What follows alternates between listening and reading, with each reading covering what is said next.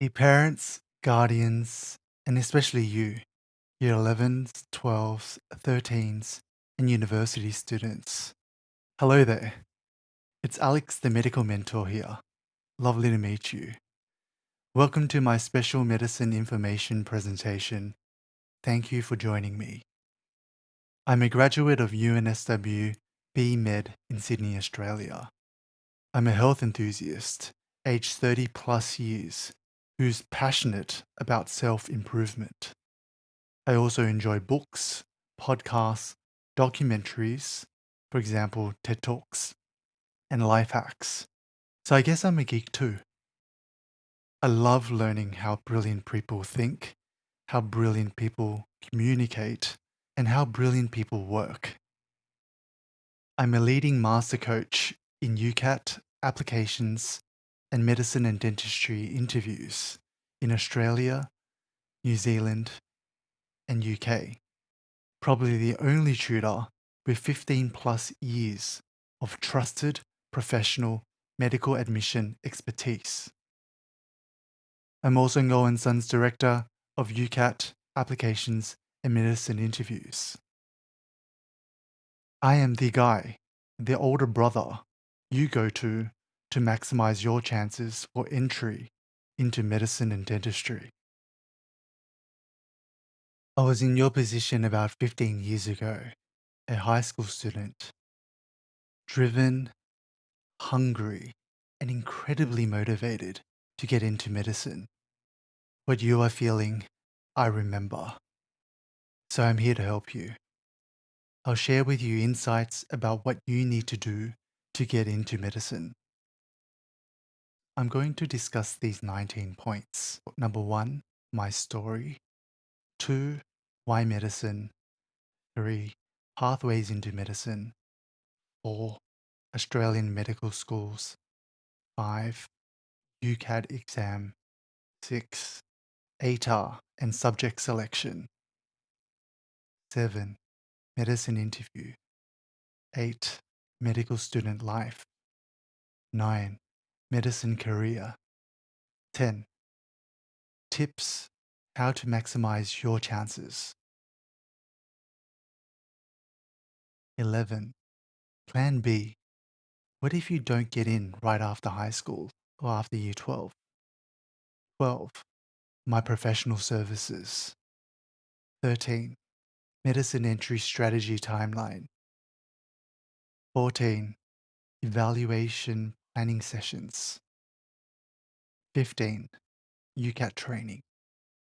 16, application proofreading. 17, medicine interview training.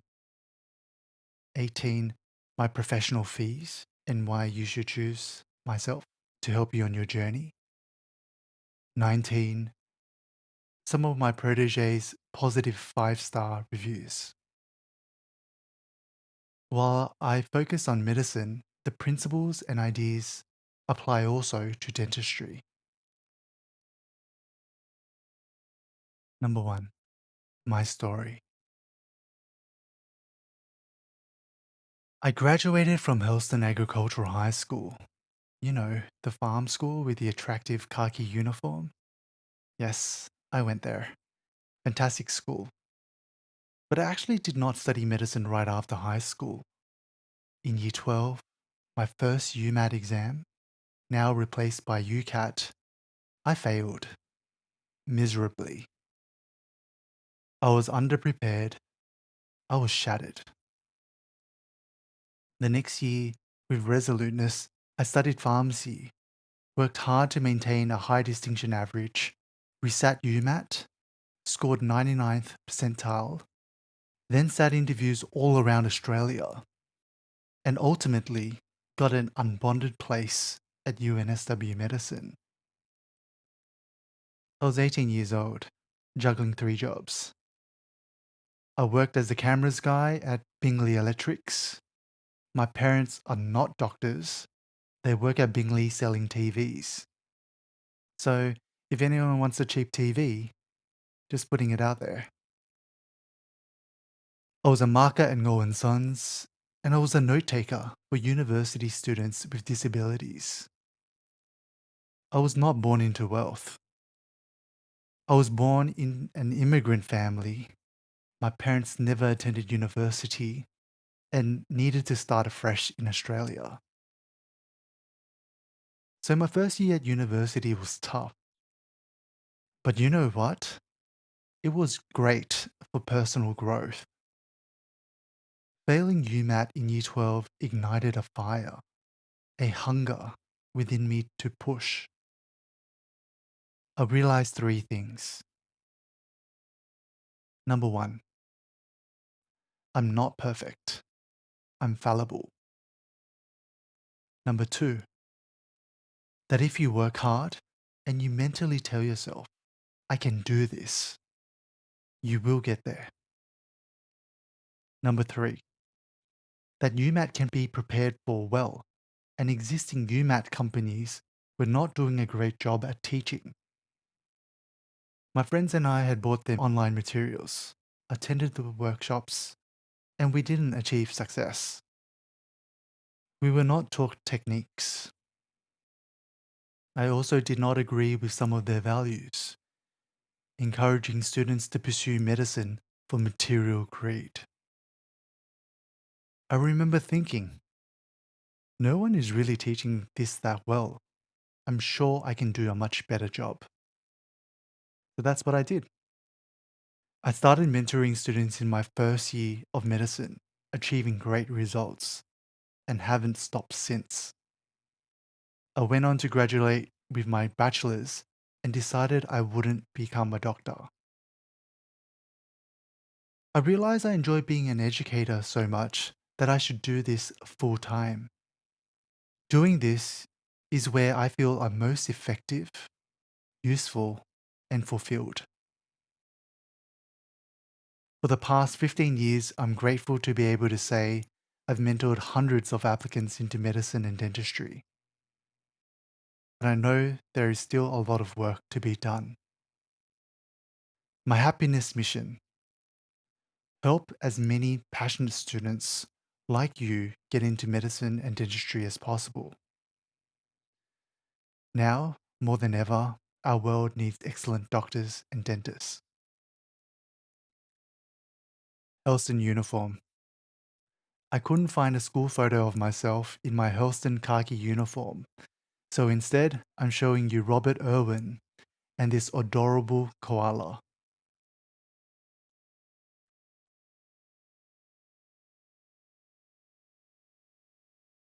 Who? Why medicine? When I mentor students, I need to know why they're pursuing medicine.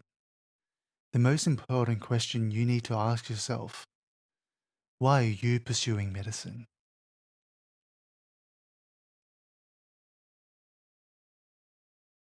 Possible reasons. I'm sure I've mentored students who pursue medicine because they think it will land them a nice house and car and loads of cash, or will help them get the guy or girl of their dreams, or they like the doctor title and prestige, or maybe they've watched one too many medical dramas: The Resident, Grey's Anatomy, The Good Doctor, Dr. Sean, and believe that medicine is as romantic as represented. Hey, it's not my position to judge them or stop them. I'm just hoping financial wealth, status, and adulation are not your main motivators, because while money can buy a lot of things, it may not buy lasting fulfillment. It may not offset the sacrifices, stress, and responsibility that comes with medicine. Honorable reasons. Instead, perhaps I would ask you, would you enjoy helping people with their health, dealing with people every single day? Science, problem solving, teamwork, studying, a lot of it, assignments and exams. Would you be willing to sacrifice personal and family time to dedicate your life to medicine? Now, more than ever, the value of frontline health workers is clear. They're doing everything to protect us and save our lives. Would you be willing to do that?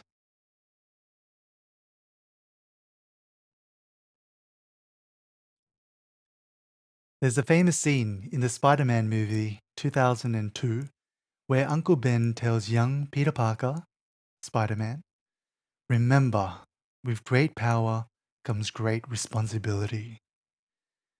As a doctor, you will have great responsibility looking after human lives.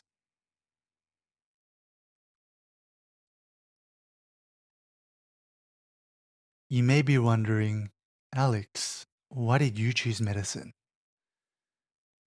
As a child, I was fascinated with science. When I was in year 5, I'd get really excited looking at my sister's biology textbooks, at the photos of the human body. Just intrigued me. Shortly after high school began, my uncle suffered an eye injury while trying to save a drowning boy at a swimming pool. Being the kind man that he was, he dived into the pool to help the boy. But the boy, in his panic, frantically thrashed around and scratched my uncle's right eye. Sadly, despite many operations and corneal transplants, his eye could not be repaired. Today, he can't see out of that right eye. My uncle is one of the nicest people you'll ever meet. When I was a child, he'd take my sister and me to the local park in Fairfield and would get ice cream from the neighborhood ice cream trucks.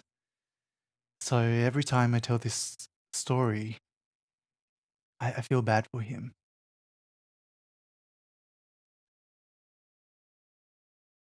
So inspired by the care and compassion the health professionals showed Uncle through his ordeal, my sister and I firmly decided we both wanted to go into health, specifically eye health.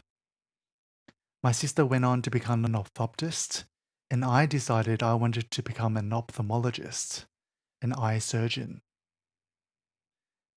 Now you know my story.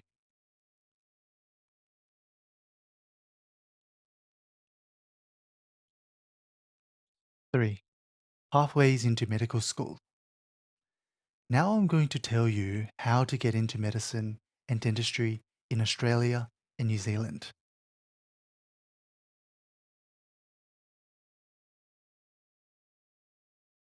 There are two main pathways, and both require an admissions test. As Year 12, we start at the left-hand side. If you wish to study medicine right after high school, which most, if not all of you, we take the top path, where the star is. It's the undergraduate pathway. In Year 12, you will need to sit a 2-hour computer-based exam called the UCAT. Your medical degree for medicine will be about 5 to 6 years, minimum. If you wish to study postgraduate medicine, where you study a bachelor degree first, which could be anything, medical science, pharmacy like myself, law, engineering, commerce, arts, before you start medicine, then we take the bottom path. And all up, it's about 7 to 8 years. Instead of UCAT, you will need to sit an exam called the GAMSAT, the Graduate Medical Schools Admissions Test. GAMSAT involves 5 hours and 15 minutes testing time. It includes multiple choice and essay writing. Clearly, GAMSAT is much more involved than UCAT, which is why I suggest we take the top path, sit UCAT and complete medicine at least 2 to 3 years quicker.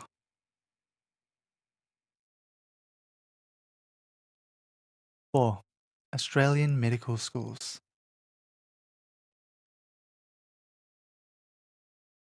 In Australia, there are about 23 medical schools. In New Zealand, 2.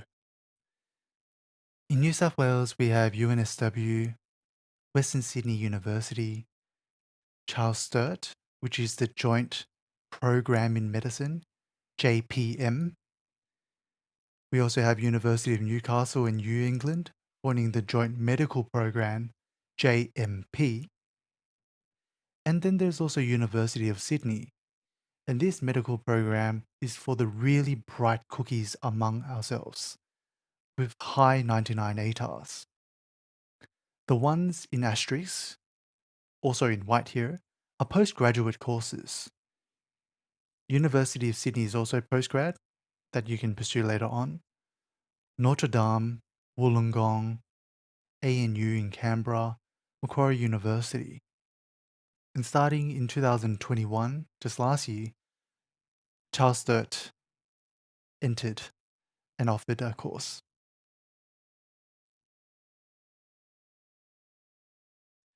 When we look at non-New South Wales interstate courses, in Victoria we have Monash, University of Melbourne, linked with La Trobe, Deakin University. Queensland, UQ, Central Queensland University, James Cook University, Griffith, which has links with Sunshine Coast University and Bond University. Adelaide, we have University of Adelaide and Flinders. Western Australia, we have UWA and Curtin. And in Tassie, we have UTAS. Now, these are the interstate universities, and you'd consider applying to these too if you're passionate about medicine. Really, you should be willing to go in anywhere and everywhere. To apply, you will need to put down the medicine courses in your 5 preferences on UAC if you're from New South Wales, or VTAC for Victoria, QTAC for Queensland, SATAC for, yes, South Australia, good, WA, WATAC, no, nice try. It's TISC. Yes, I know, quite intuitive. TISC stands for Tertiary Institutions Service Centre. All the undergraduate courses for medicine in New South Wales, that is UNSW, Western Sydney, Newcastle, also require you to apply directly to the university, and you may need to submit a written application. So make sure you check each university's website when you apply. For example, Western Sydney University, if you get an interview, has a medical admission questionnaire. James Cook University in Townsville, Queensland, has a 4-question written application, requiring also supportive documents. Australian dental schools. There are 9. UCAT, Charles Sturt, Melbourne, La Trobe, Queensland, James Cook, Griffith, Adelaide, and Western Australia. In New Zealand, there are the University of Auckland and the University of Otago.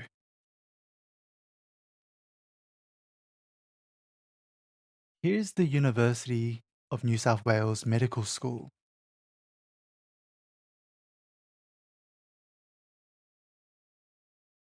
And here's Western Sydney University School of Medicine. I show you UNSW and Western Sydney Uni Medicine first because they are the 2 most popular medicine schools for Sydney Metro applicants. You want to set your eyes on these, guys.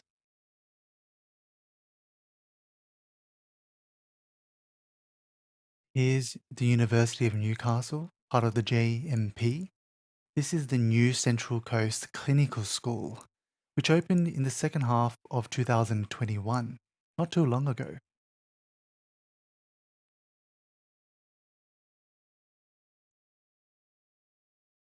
In Victoria, here's Monash University, the Monash Health Clinical Sciences Building.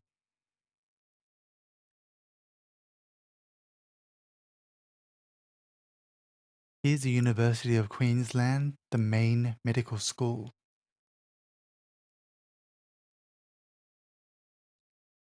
And the last one I'll show you guys is the University of Adelaide.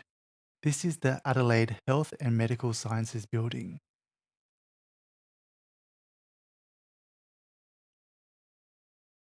This is the pathway slide again, and we're going to delve into the top path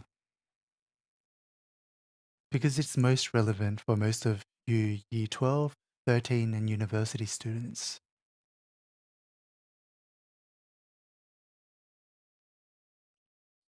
So your chances of getting into medicine, your 13, 14 years of schooling, boils down to three scores.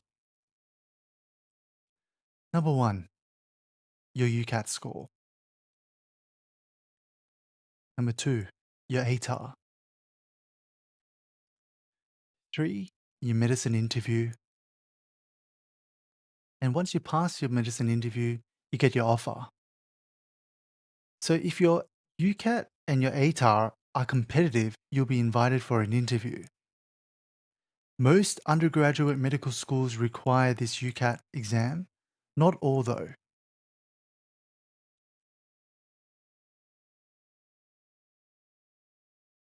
5. Let's talk about the official UCAT exam.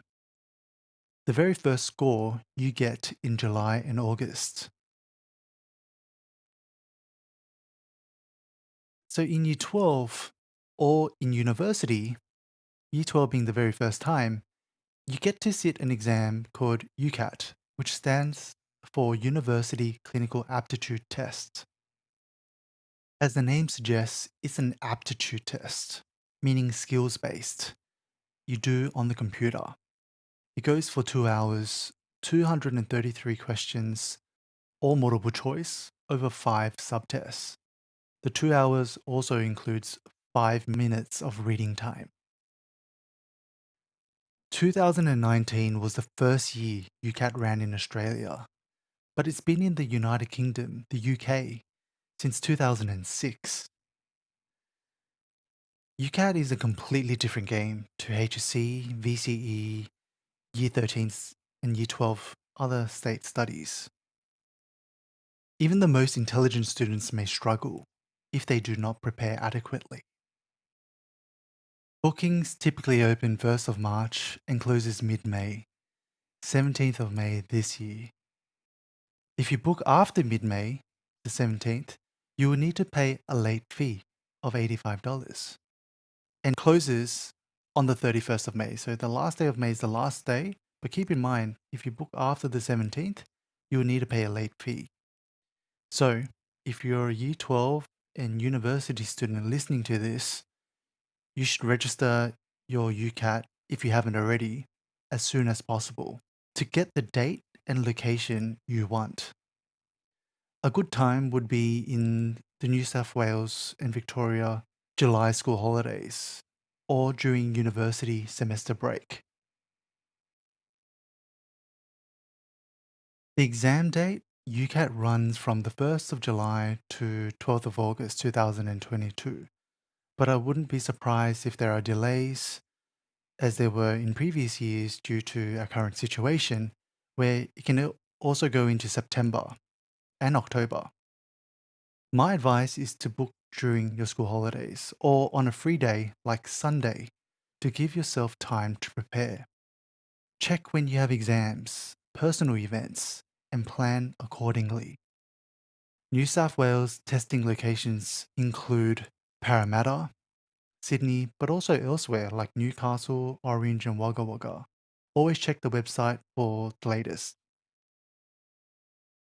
If you live in another state or country, refer to the official ucat.edu.au website. The cost is $305 or $199 if you have a healthcare card or a pensioner card. You need to bring ID, something like your current passport or driver license, and all this information will be provided by the UCAT organizers. Anything else?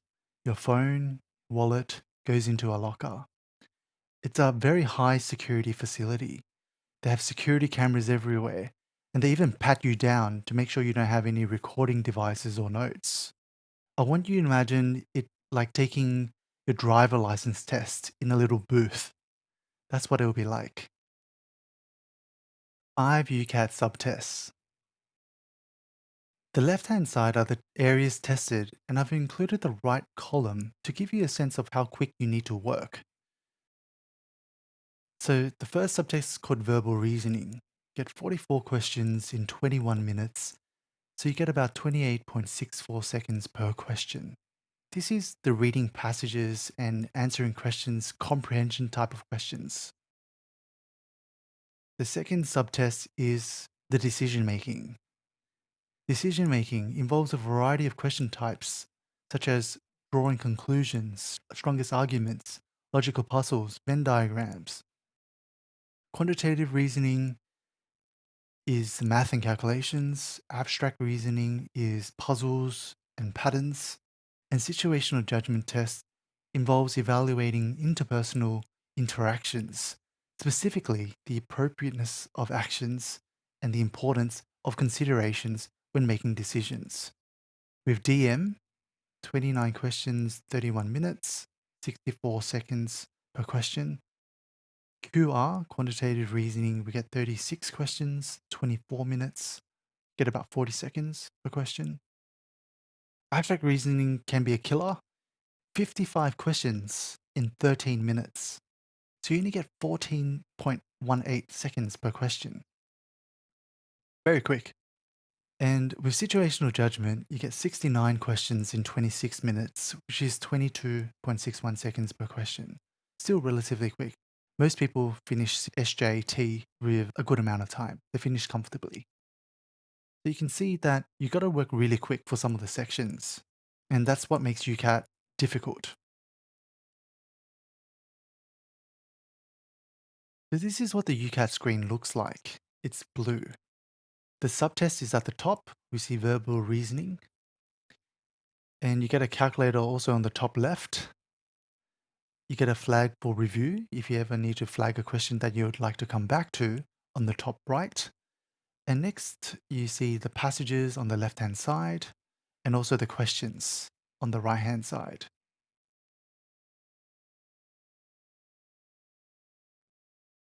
So this is a verbal reasoning question passage. The focus of today's talk is not so much teaching UCAT techniques. That's what my intensive UCAT course is for. But I thought I'd introduce you to each of the subtests with questions provided by official UCAT. So the very first subtest is verbal reasoning, which involves reading 11 passages, each with 4 related questions. 11 times 4, 44 questions. So this is the passage you may get. And generally it's 3 to 4 paragraphs, could be 5 paragraphs, quite long. And then you get presented with a question, 4 answer choices, A, B, C, D.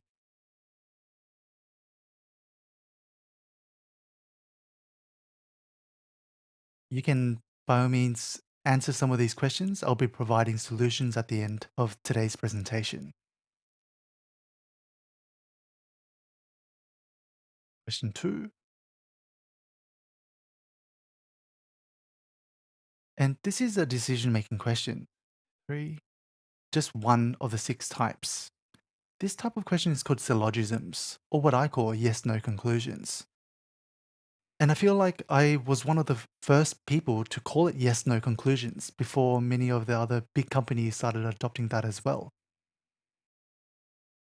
So you get a passage and then they'll give you 5 statements or 5 conclusions. And you need to put either yes or no to confirm or reject whether the conclusion follows or not.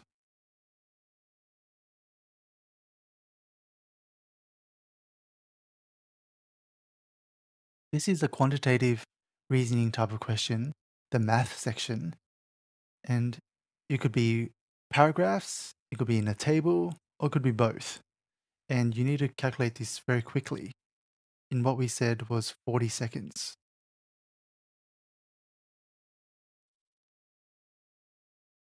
So you get answer choices. There are 5 now that you can see. And this is an abstract reasoning type of question, the last subtest. Abstract reasoning, remember, involves puzzles and patterns. And you really need a technique for what to look for. I mean, In 14.18 seconds, you need to be able to find a pattern and answer each abstract reasoning question, usually 5 related ones to these set A and Bs. So you're going to get given 2 sets of patterns. Have a go. You need to work out the pattern of set A and also the pattern of set B and decide whether the question is test shape. So this is the question now, test shape, whether this shape would belong in set A, B, or neither. So whether this would belong in this one, set A, set B, or maybe it doesn't belong in either of these sets. And they give you about 5 related test shapes for those set A and B type questions. And this is the final subtest, the situational judgment test. You get a situation involving a medical student and his advisor, and you're asked whether his decisions are appropriate or not. How appropriate are each of the following responses by this medical student in this situation? Very appropriate, appropriate, inappropriate, very inappropriate thing to do. And this can be hard for a lot of people, especially if all they really know is school life. I mean, I think having some life experience, be it work, extracurriculars, leadership, stuff outside of school, will help you better understand and relate to what societal expectations are of appropriate and inappropriate behavior, social etiquette. Here's another question about Margaret and Sen.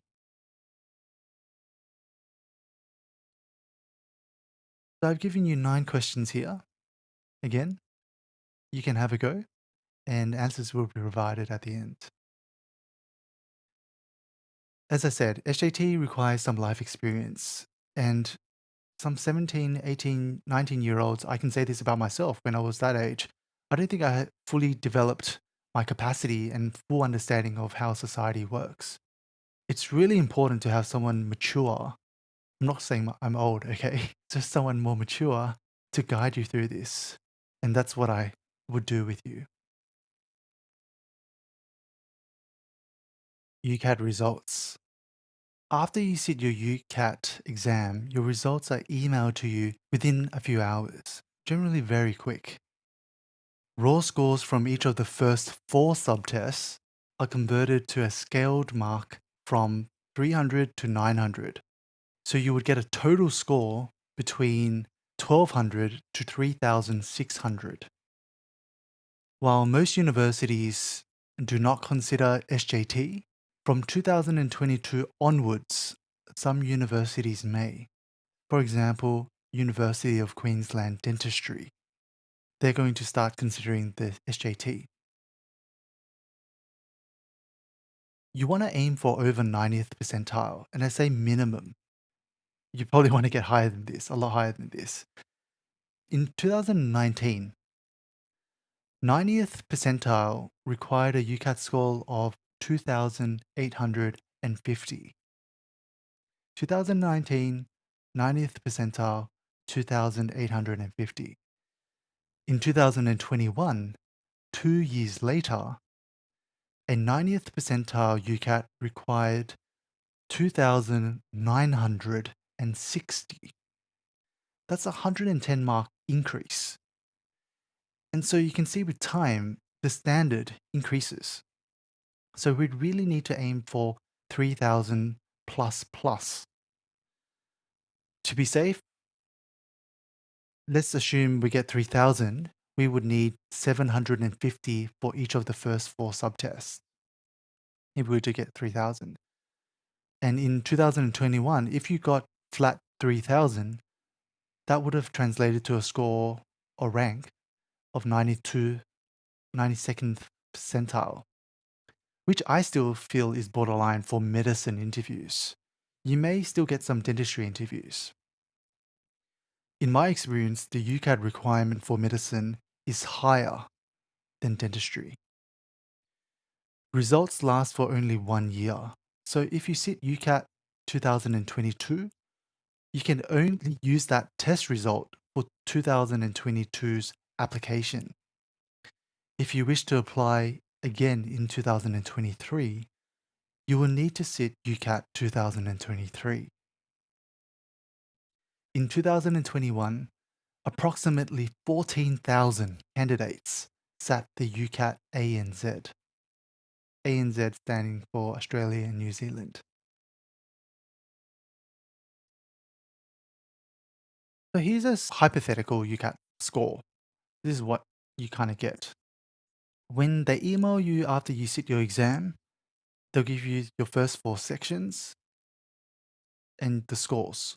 730, 800 for DM, QR 870, abstract reasoning 760, and then they total that. And that score totaled to be 3,160, which is pretty good, to be fair. And then you also get a score, a quantitative score for situational judgment, 617. All of the first 4 subtext scores go up in increments of 10. Whereas situational judgment, I've seen it doesn't really do that. You can have a odd number like 617, 619. It doesn't go up by 10 or end in 10. So this person here got a total score of 3,160, which according to 2020 stats meant he or she would have gotten a 98th percentile. In 2020, a 3,160 UCAT score would have gotten this person a 98th percentile. This means he or she scored better than 98% of all 2020 candidates, which is a terrific score. Using 2021 statistics, he or she would have gotten a 97 percentile, 1% lower. Same score, lower rank. So we can see a trend. UCAT candidates are performing better with time, year after year. The competition seems to increase with every passing year. It's very fierce. Okay. This is a mock decision-making style question. You probably won't get something similar like this in the real UCAT. However, the logical puzzles, the type of thinking skills required, definitely applies. Alright, all of us, let's try a mock decision-making question. Have a go. I'm going to give you 30 seconds.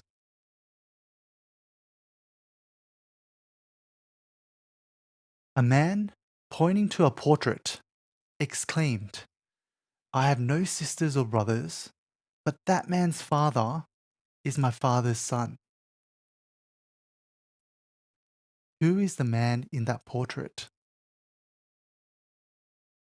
Is it his father, his son, himself, or his uncle?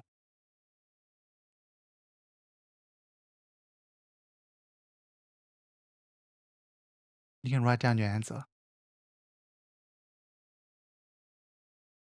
Okay, I believe that was about 30 seconds. The answer is, I'll tell you later, at the end of the talk. How's that? Just kidding. The answer is C, himself. I'm kidding. The answer is B, it's his son. The man in the portrait is his son. Guys, you need to work backwards. The ending of this statement is my father's son. My father's son is me. So if we were to read this last statement, that man's father is me. That man's father is me. Therefore, that man would be my son. B. Did we get that all correct? And that was just an appetizer. And I hope many of you guys got it correct. If you didn't, you know what that means. You need to prepare for UCAT now. 6. ATAR and subject selection. ATAR is the second score we need, remember? Which we get in around December, January sometimes. after our Year 12 and Year 13 studies.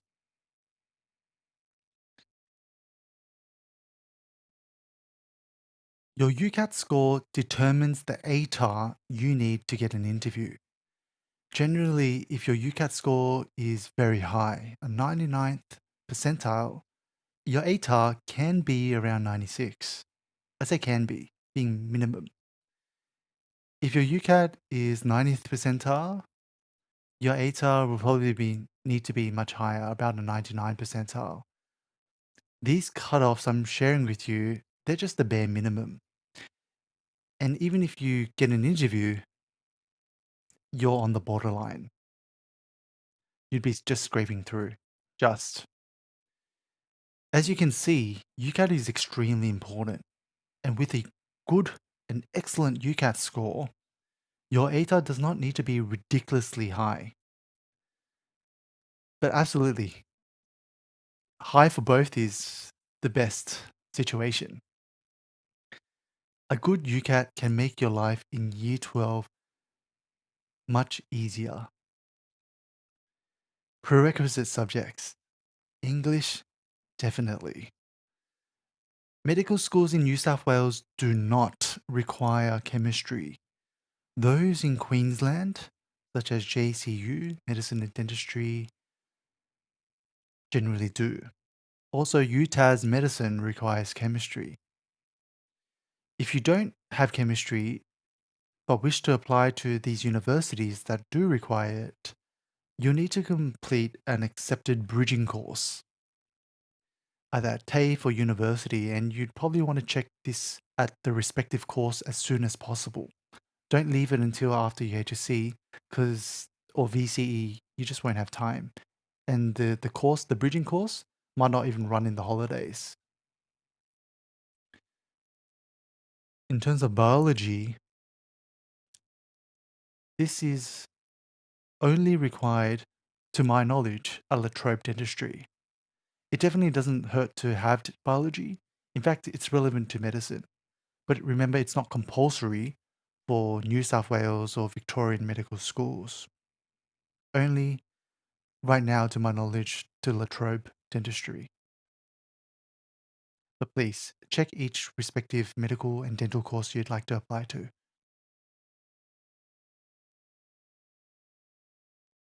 The medicine interview, number 7. If you get a competitive UCAT score, you will get invited to interviews.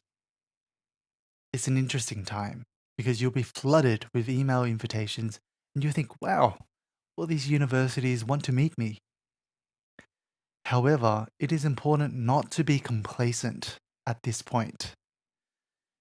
Interviewers don't discriminate against you based on your age, gender, your ethnicity, your affluence, your parents' jobs, even if they're doctors and dentists, lawyers, professors themselves. What they are looking for is emotional intelligence.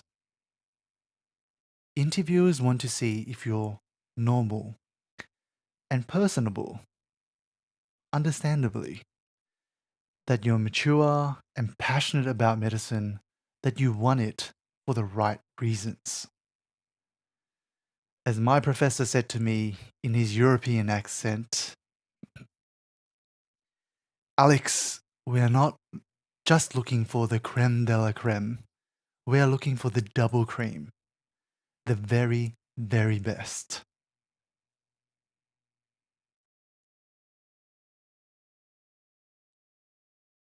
So, more on the medicine interview. How many of you have sat medicine interviews before or sat interviews at all? I'm assuming many of you haven't had much interview experience.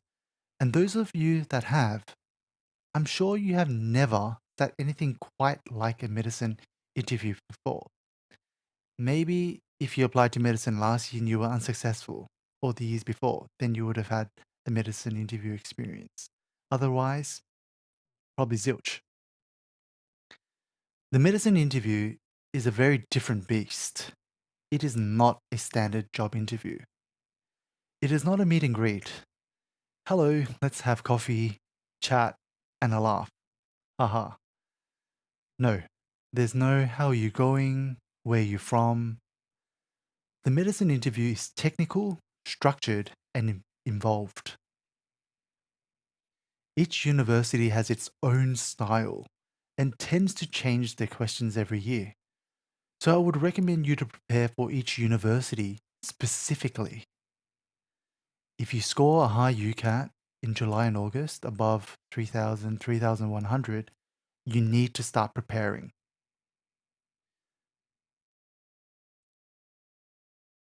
The format delivery can either be face to face or in recent years online, for example on Zoom. I should add as a news update that Griffith Dental Health Science introduced their very first interview component in 2021. That means for listeners such as yourself, 2022 entry and beyond, it's likely that you'll be needing to sit an MMI at Griffith Dental Health Sciences.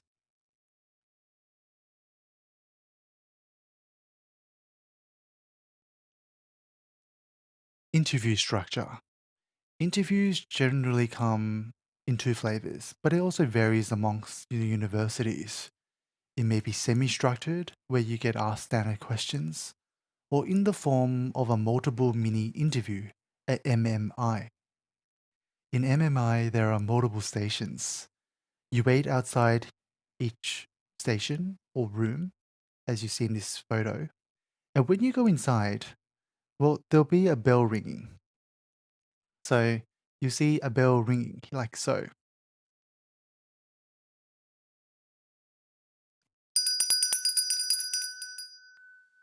And that signals for you to go inside that room.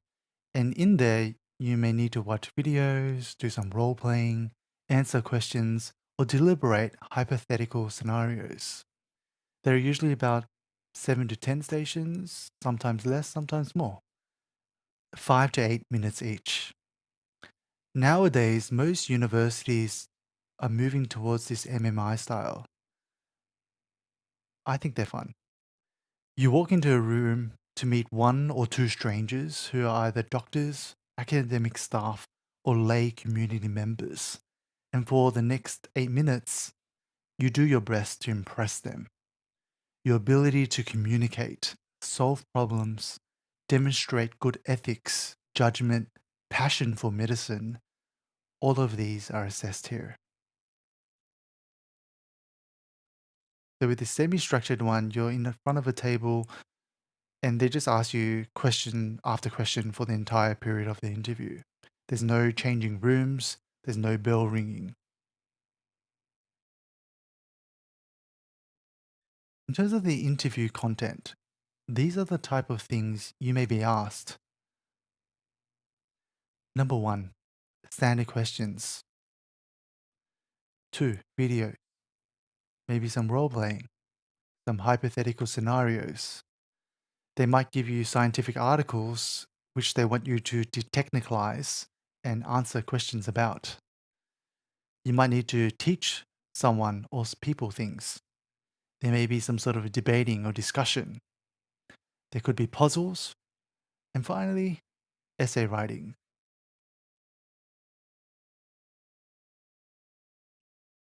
Let's look at some typical standard medicine interview questions. Number one, why do you want to study medicine? Number two, why do you want to become a doctor and not a nurse? Three, how would you describe yourself? And four, have you ever let someone down? And what would you do differently?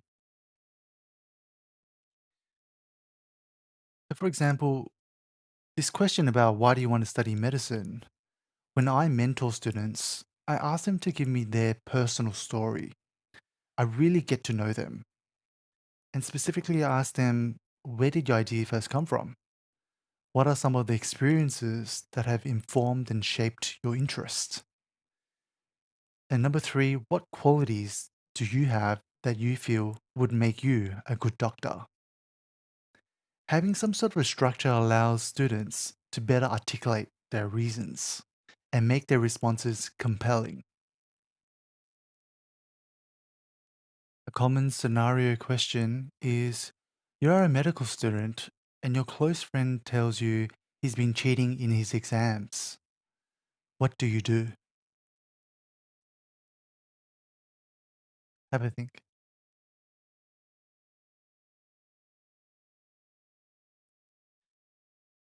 So I repeat this slide again because it's important. You need to pass all three: UCAT, ATAR, interview, and then you get the offer. Woohoo! Congratulations.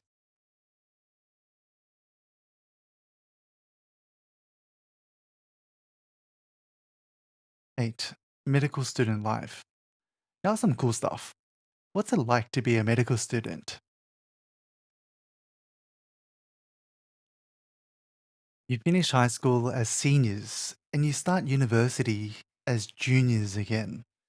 You're a small fish in a vast ocean. While you enjoy your newfound freedom, you'll also quickly realize that no one is going to hold your hands or spoon feed you.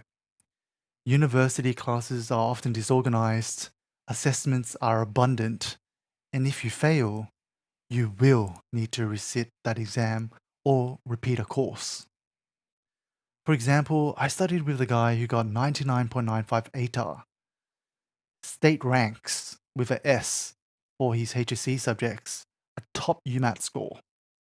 But in his first year of medicine, he failed some courses. University is very different to high school. You are responsible for you.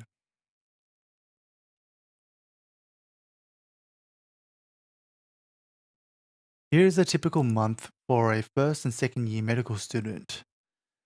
You may have 3 to 5 days, starting from 9 a.m. to 5 p.m. So for me, in some weeks, this is my real calendar. Some weeks total 22 hours, some weeks. But it gets heavier towards the final years of your course when you do hospital placements. You may have 12-hour days, maybe longer, starting at 7 a.m. and finishing at 7 p.m. You might need to go into surgery a little earlier, and you might stay in surgery or some sort of hospital meeting later at night or for some tutorial. So you get home, you shower, study, you sleep, wake up, rinse and repeat for the next day. Medical school, a lot of lectures, a lot of assignments, exams, and studying, and coffee or green tea.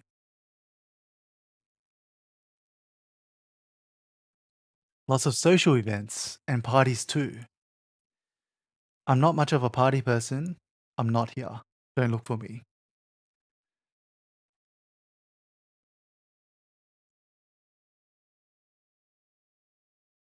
Interviewing and examining patients, scrubbing up and assisting in surgeries,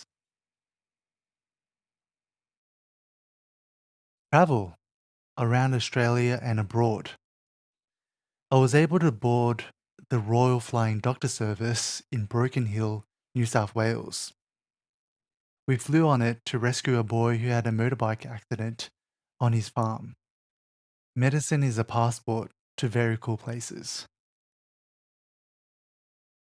Here, I'm in rural Queensland, Chinchilla, the melon capital of Australia, with my general practice mentor and his staff. This was around Christmas time. Ladies and gentlemen, I was the only Asian in town, and they were so thrilled to have me that they put me in their local newspaper. See? I kid you not. Alex opts for tree change.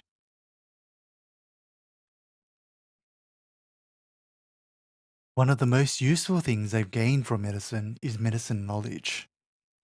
How to diagnose, prevent, and treat conditions. In medicine, you get first-hand exposure to the human condition, life, and death. You get to assist in delivering babies. interview adult patients with serious mental health illnesses, and sit alongside the patients who are dying. These experiences are priceless. They matured me and will certainly mature you.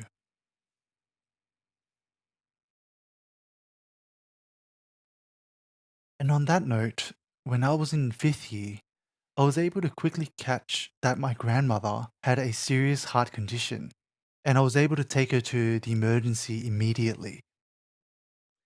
Her face was flushing red, and she was fighting for breath under the oxygen mask. I thought she was going to die, guys, but she's good now. If I hadn't studied medicine, I wouldn't have known about atrial fibrillation or any potential life threatening conditions. I'm grateful to have had the opportunity to study medicine.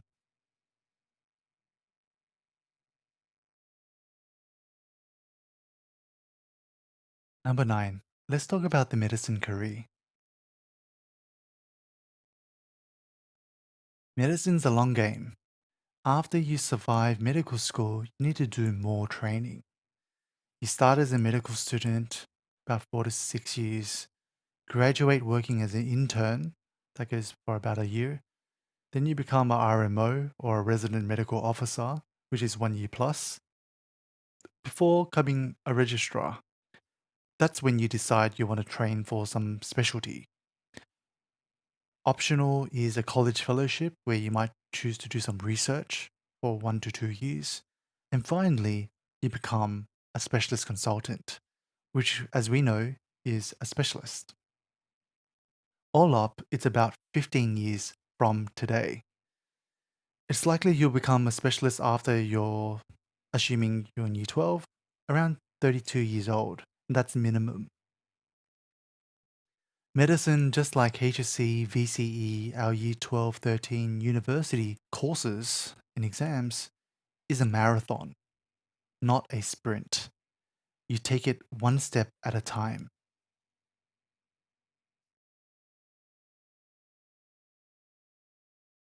Apart from being a general practice, a GP, or going into general practice, there are many other specialties: anesthesia, dermatology, emergency medicine, all the way to palliative care, pathology, psychiatry, surgery, internal medicine, physician training. There are over 20 medical and surgical specialties. You're spoiled for choice. If you choose not to pursue clinical medicine, there are other paths and opportunities, like research, for you. Your medical degree is very versatile. I've had friends who've gone on to do non medical stuff, have their own startups, very successful business ventures. A few examples: medical legal, lecturer, you can go into academics, politics, medical journalism, the law, consultancy, join Australian Defence Force, health and safety, medical administration. Medicine in the future is going to be spectacular. Robots, artificial intelligence, medical advancement. Perhaps we'll find a cure for cancer and ways to live longer and healthier lives. Effective vaccines for many infections. We should be really, really excited about this. I know I am. 10. Tips: how to maximize your chances of getting into medicine.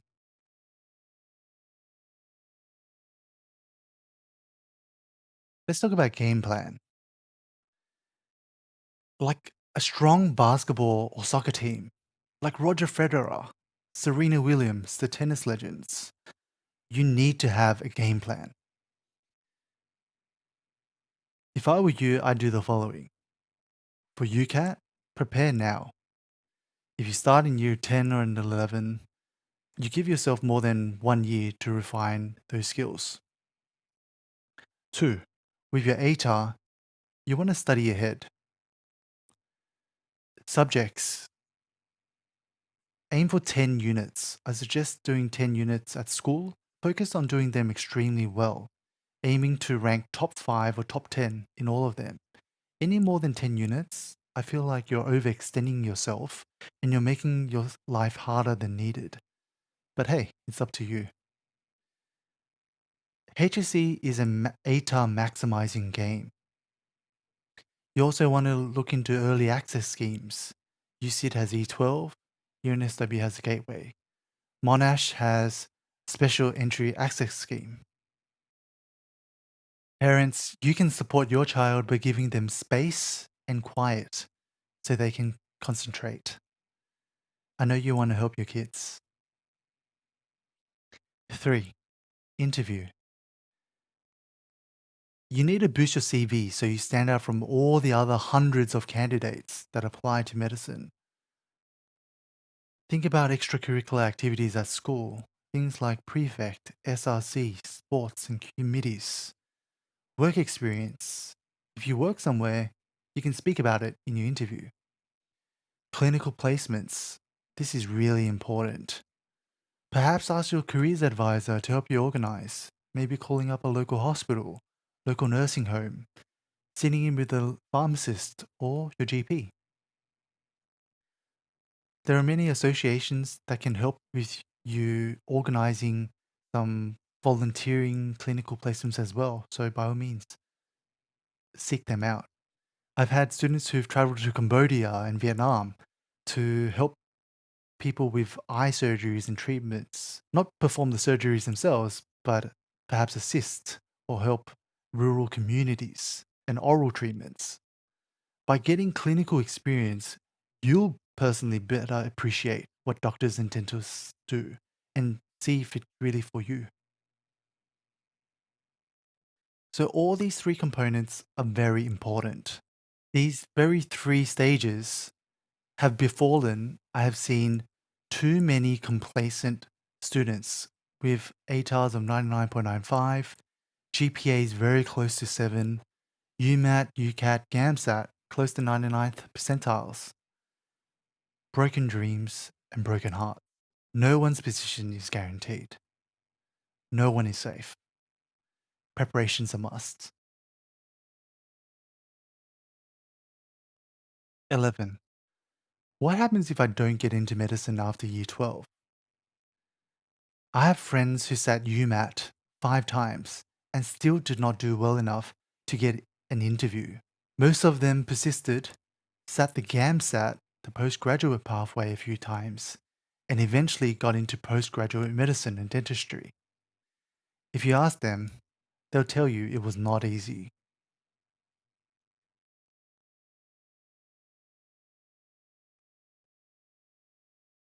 Plan B. Some things in life don't go to plan. We need a plan B. If you find yourself in this situation, I'm sorry. I would say to you, it is simply not your time yet, but your time will come. You have 4 options. You can apply to a no UCAT medical course.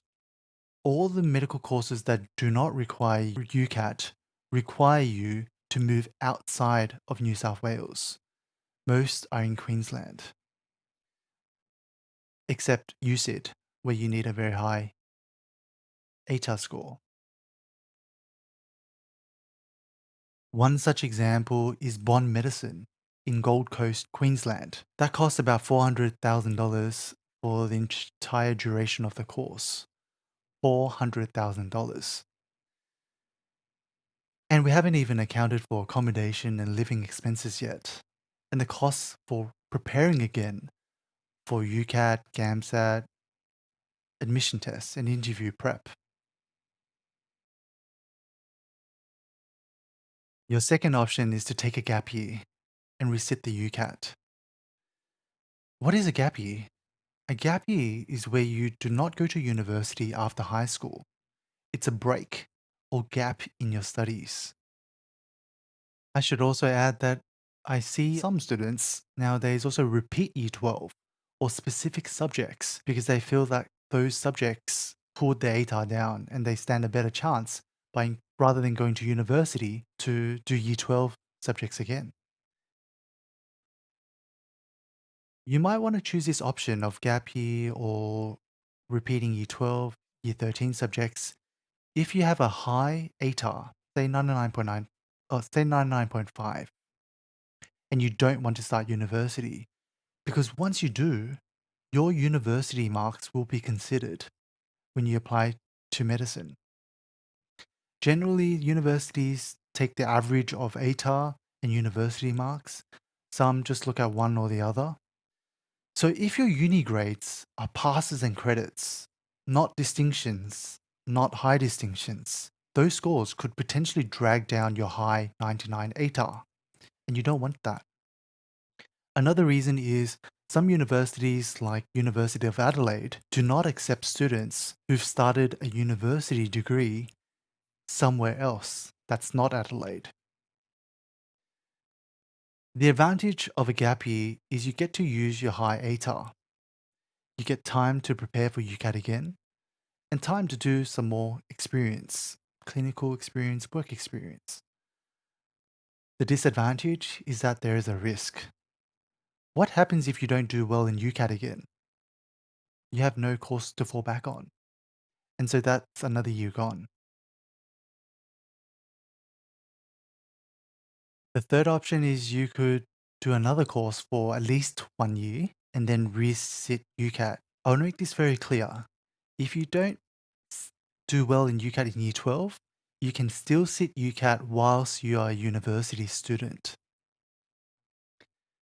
And that's what I did. Remember, I did a year of pharmacy and then I resat UMAT with an M. You could do this. So hypothetically, you could be studying engineering, actuarial studies, accounting, commerce, medical science, resit UCAT during your tertiary degree, and then apply for a transfer into medicine. The advantage here with number 3 is that you have a course to fall back on if UCAT does not work out. The disadvantages are cost. Every year that you study at university could cost you around $10,000. There's time and stress because you need to maintain high academic grades. Not simply you start a course and it doesn't matter what you score. All your marks start counting as well. And we need distinctions and high distinctions, and that might not be easy. Students often ask me, Alex, if I don't make it into medicine right after year 12 because of maybe poor UCAT and or ATAR and or interview, what courses should I do? You may do any course you wish. Science, med-sci, law, engineering, commerce. But whatever you choose, make sure you enjoy it and make sure you feel you can get good marks. Some courses like medical science, pharmacy, optom are more difficult than others. So therefore it's hard to get the high distinctions and distinctions. On the other hand, it's these very health courses that have high relevance for medicine. So you got to weigh that up. Also, you need to plan that UCAT may not work out well again. So you may need to resit UCAT the following year. If you never get the UCAT score you need, you will need to live with this course that you've chosen and be happy with it. I mentioned medical science and biomedical science, and I'm sure there's other courses like health sciences as well, as special cases. I'll put an asterisk here. Some universities, such as UNSW, Macquarie, ANU, Monash, and Wollongong, allow its students to enter the graduate medicine program, which is about 4 years, sometimes needing UCAT, GAMSAT interview again. Essentially, you get to use your undergraduate degree, your medical science degree, for example, and you'll be treated as a postgraduate applicant. I should also say Bond has a program like this as well. You get to study medicine, taking only 4 years, so that saves you time. And finally, the fourth option is postgraduate medicine. That's if you've sat UCAT many times and still unsuccessful, can't transfer. And you finish your undergraduate degree, science, medical science, arts, and then you still need and want to get into medicine, you'd probably want to sit the GAMSAT. And I should also add, even after you finish your undergraduate degree, you're still eligible to sit UCAT. So the take-home message is once you hit year 12, you're allowed to sit UCAT as many times as you'd like. So going back to the postgraduate medicine pathway, remember it's the one below on the bottom path of the flowchart. After sitting GAMSAT and completing your undergraduate course, you can pursue postgraduate medicine, which is 4 years. The total university study time there would be around at least 7 years. So Plan B involves very hard decisions and ones that only you can make yourself. I can help you if we schedule some session, but at the end of the day, I will lay out all the options for you and you will need to make the final decision. We can strategize. And so that's why, guys, UCAT is so important. And getting into medicine as early as possible, ideally right after year 12, is the best way. While not getting in wouldn't be the end of the world, it'll cost you emotional suffering, money, and time.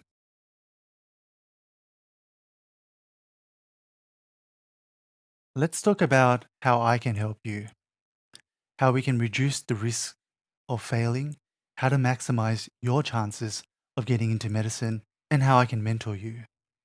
Number 12, professional services.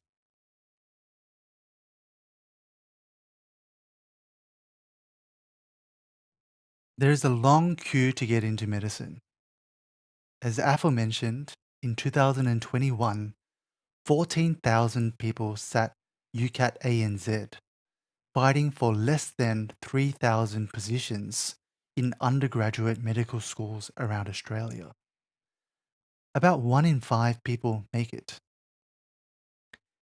People who are unsuccessful last year will reapply, and those before them will also reapply, and that creates a long queue to get into medicine. With time, that queue will only get longer and longer. We're not talking about only Year 12s, but also university students, established professionals, nurses, people already working in hospital and health, as well as students from overseas, competing for these places. The competition for medicine is fierce.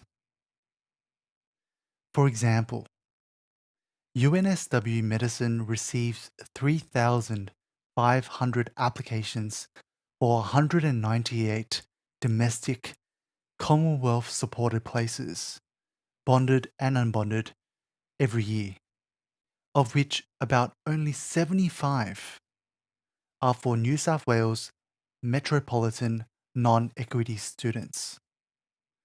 That is, if you are a New South Wales Metro non-equity applicant, if you are a New South Wales Metro non-equity applicant, your chances of success could be 75 out of 3,500 plus, or 2%. And if you want to get an unbonded place, your chances of success are yet lower, possibly 1.43%. 1.43%. Over 98% applying for UNSW fail. So out of 100 successful, who?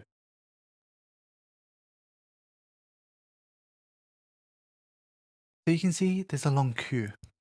And I see my job as getting you closer to the front of the queue in this yellow area, yellow zone. So these are my professional services, and details of this will also be provided in links in the video description below.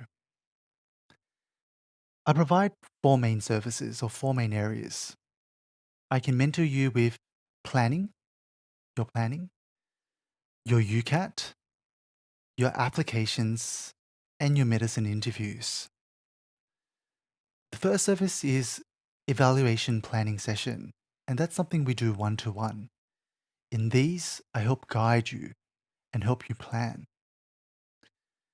With UCAT, I teach an intensive UCAT course where you can self-study using my online materials, or join me live in a class in April, usually, school holidays. I also run a UCAT mock exam in June, right before UCAT starts, as well as offer private personalized one-to-one sessions. With applications, I offer one-to-one personalized proofreading.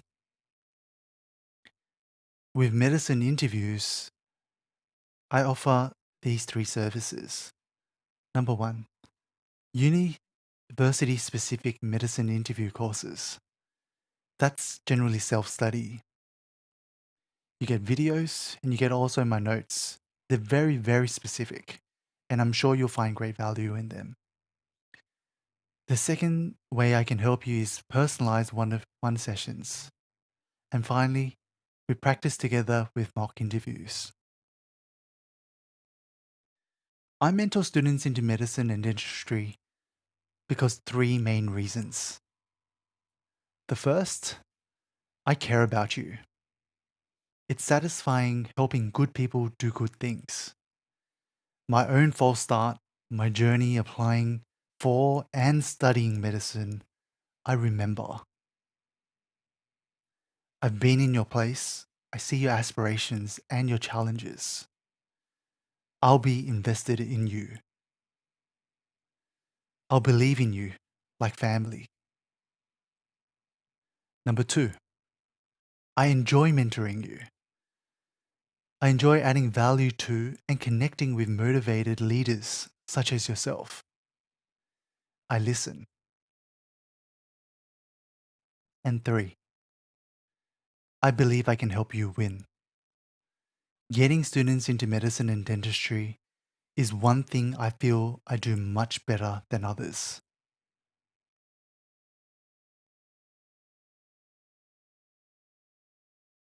13. Medicine entry strategy timeline. Let's talk about the medicine entry strategy. This is a timeline. I'm giving you a pair of binoculars now to help you see far ahead the next 24 months. We are here on the left-hand side. It's around March and April.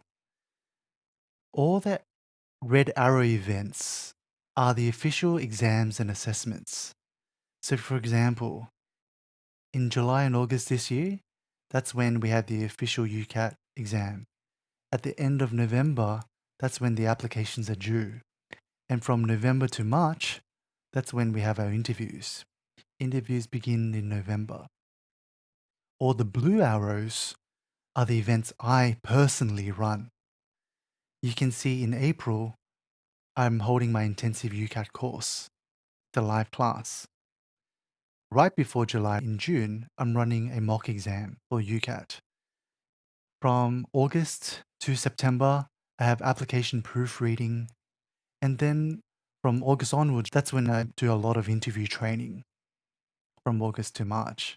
I just finished bond interview training recently, last week. As you can see, if you start in year 11, you have about 15 months until official UCAT, this green arrow here. From April 2022 to July 2023. Year 11s. If you're in year 12, then we go with this shorter green arrow, and you can see you have about 3 months or 4 months until UCAT this year. You still have time. Please don't stress. If you concentrate practice diligently, you could do very well. I've seen some of my students improve in a matter of months.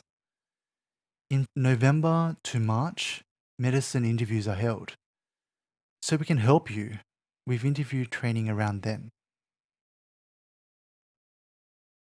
I should also add, even if you are watching this video after this year, the timeline still is appropriate for yourself. Sure, it might not be 2022, it might be 2024, in which case the next year will be 2025. The period of preparation for UCAT still remains the same, assuming that all the UCAT dates, application dues, and interviews remain the same, and they have for the past many years.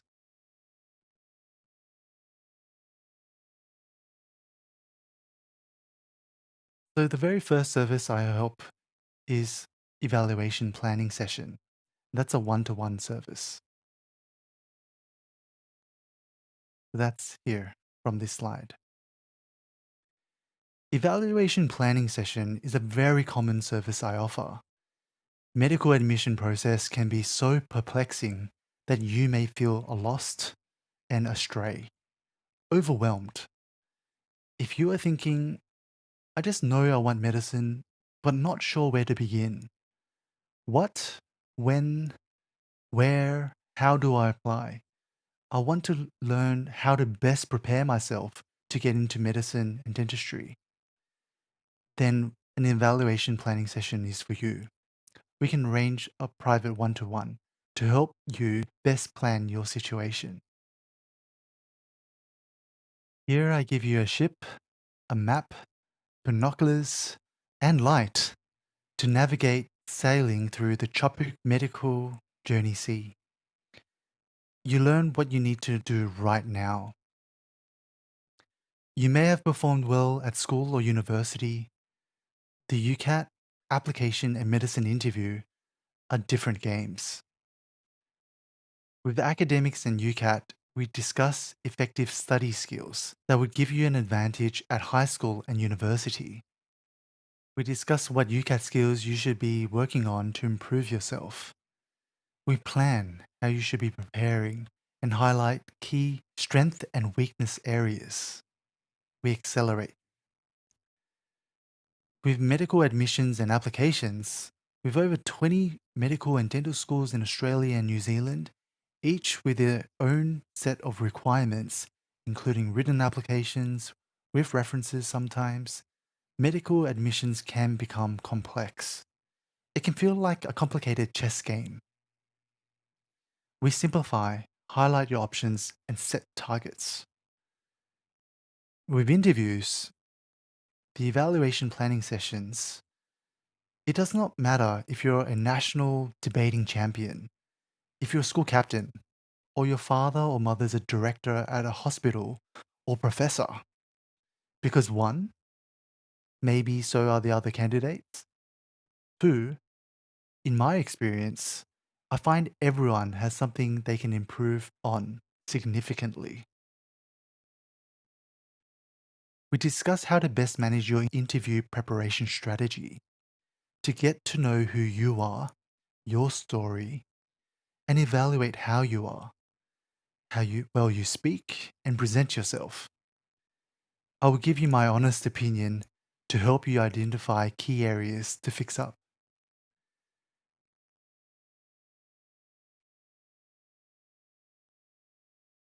15. Let's talk about UCAT training. So that's the second point here, second service. There's the intensive UCAT course, the UCAT mock exam, and personalized one-to-one sessions. First of all, who is the intensive UCAT course for? It is for year 11s, 12s, 13s, and university students. One of the most common questions I get asked is, when should I start preparing for UCAT? A good time, I feel, to start is in year 11. Some keen students even prepare in year 10. I see this. I mentor them. As a year 11, you get 15 months versus 3 months in year 12 to learn, practice, and refine UCAT skills. Year 11s have less workload and stress than Year 12s. Year 12 tends to get very busy, as I'm sure some of you guys already know. Let's talk about the intensive UCAT course. When can we start this? You have the option to start now, self-study my recorded intensive UCAT video course, which is 15 plus hours of videos, comprehensive notes, all taught by myself. And that's something you can purchase. Or you may join me for the live class that runs for 3 days from the 11th to 13th of April, school holidays 2022. Goes from 10 a.m. to 5 p.m., Monday to Wednesday. Day 1, we learn the verbal reasoning section. Day 2, decision making and quantitative reasoning. And day 3, abstract reasoning and situational judgment. The course is very dense, it's very concentrated learning, and we really waste no time. This is the first week of school holidays. This live class typically runs in April every year. But if you can't make it, or you can't commit 3 full days, or you prefer to start now and study efficiently in your own time, as many of my senior students prefer, you may get my online resources and start self-studying now. This is what we'll be studying. And then afterwards, in June, we have a mock exam day. That's on Sunday, June the 26th, 2022. It again goes for a full day, 10 a.m. to 5 p.m., where you sit a full paper with myself. And then afterwards, we go through that paper together. This is the last chance we come together, guys. The mock exam allows you to see how you compare with your peers. We review the paper. I iron out any final concerns you have, so you go into your UCAT exam feeling as ready as you can be. Features of the intensive UCAT course. Number 1. It's online interactive expert teaching. I personally teach the classes. At other places, you may be taught by a first or second year medical student with little teaching experience who treat it like a weekend side job, because let's be frank, it is to them. I finished university, I do this full time. Why is it online? Well, it's appropriate. Official UCAT is a computer-based exam, so it's appropriate that we train using the computer. Being eco-friendly, that's a plus. It's efficient. You get to use your own computer at home or your office. You get a front row seat. You save commute time. And finally, it's actually very effective in my experience. My students love my online classes on Zoom. You get the same high quality teaching and support as you would in person. You'll see my shared screen clearly with whiteboard feature, and if we run polls, which I normally do, we may interact. You may also ask me questions privately, so shy students feel at ease and feel supported. I have a syllabus for you. We learn in organized, systematic, and methodical manner. I feel other places don't really do that or do it properly. You also get techniques. Many people buy online resources and textbooks, but still don't do well. Why? They have heaps of questions, but they don't know how to do them. Just like having a gym membership, that doesn't guarantee you will know how to use all the gym equipment, and definitely doesn't guarantee that you'll be fit, strong, lose weight. I teach you the how. I teach you the techniques. How to read more quickly and better understand passages. How to problem solve. How to calculate the math questions. How to identify and find the patterns in the puzzles within those 14.18 seconds. And how to behave in personal and professional situations. Afterwards, you get a study plan. You will be clear on what you need to do, and you will have a plan. The second reason is it's relevant, practical, and to the point. All the material we go through are these three things. I handpick specific questions to highlight a certain idea. Some questions may look similar, but actually require a different approach. It's not until someone highlights the difference that you'll notice. And finally, the third reason is after the April school holidays course, after we've learned the techniques, you'll have access to my online resources, high quality recordings, and also the full course notes. And know that's enough to revise and practice on your own. With Medify, the most experienced question bank for UCAT provider, you have over 20,000 questions to practice. For my intensive UCAT course, you'll get about at least 12 months access. Study whenever, wherever. Do not worry, 11s, I've got your back covered. And you also get ongoing support. If you have questions or concerns, you're more than welcome to email me.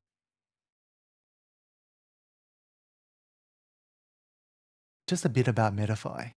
They simulate the UCAT with their nice platform and interface. 21 full mock exams, 40 plus section of mini mocks. I personally have an official partnership affiliation with Medify. I choose to partner with them. It's the largest leading UCAT resource provider. At least 1 in 2 UCAT students use them, according to their website. They've been around since 2019, longer than any other UCAT company. Year 12s and university students, you'll get access to this immediately for 12 months from when you activate. Year 11s, as you know, you have two options. You may start your 12-month Medify subscription in April, now. Importantly, you need to know if you choose this option that the Medify plan expires 12 months from activation. It's a 12-month plan. So if you activate in April 2022, your Medify will expire in April 2023, before UCAT 2023, which is in July and August 2023. If you wish to continue using Medify after its expiry, you will need to renew the plan and pay the renewal fee. It's likely going to be $320 plus. That's determined by Medify, not me. I can help you arrange this. You can just contact me when your plan expires. With renewal, you'll be giving yourself 15 months of Medify access until your UCAT exam. Or your second option is to start your 12-month Medify subscription in September 2022. Your Medify plan will last you until UCAT 2023, when you sit it. Note, if in September 2023 Medify's 12-month plan prices increases above $320 or what you paid, you'll need to settle the difference. Effectively, you'll be giving yourself 11 months of Medify access until your UCAT exam. For Year 11s, I recommend the first option, starting in April. Although you need to pay for Medify twice, you get to start as soon as possible in April. 4 more months of Medify access. That helps you build momentum. Time is of the essence. As an official affiliate of Medify, I can get you the best available price. You get an exclusive discount from myself, saving on card fees. 2. You get expert support. You get to email Medify or myself for help. 3. You get to join my private group. And as a group manager, I can monitor your progress and send you reminders to do questions. And 4, you get my bonus resources, my UCAT study plan, and my mock exam game scoreboard with personalized graphs, tips on how to best use Medify.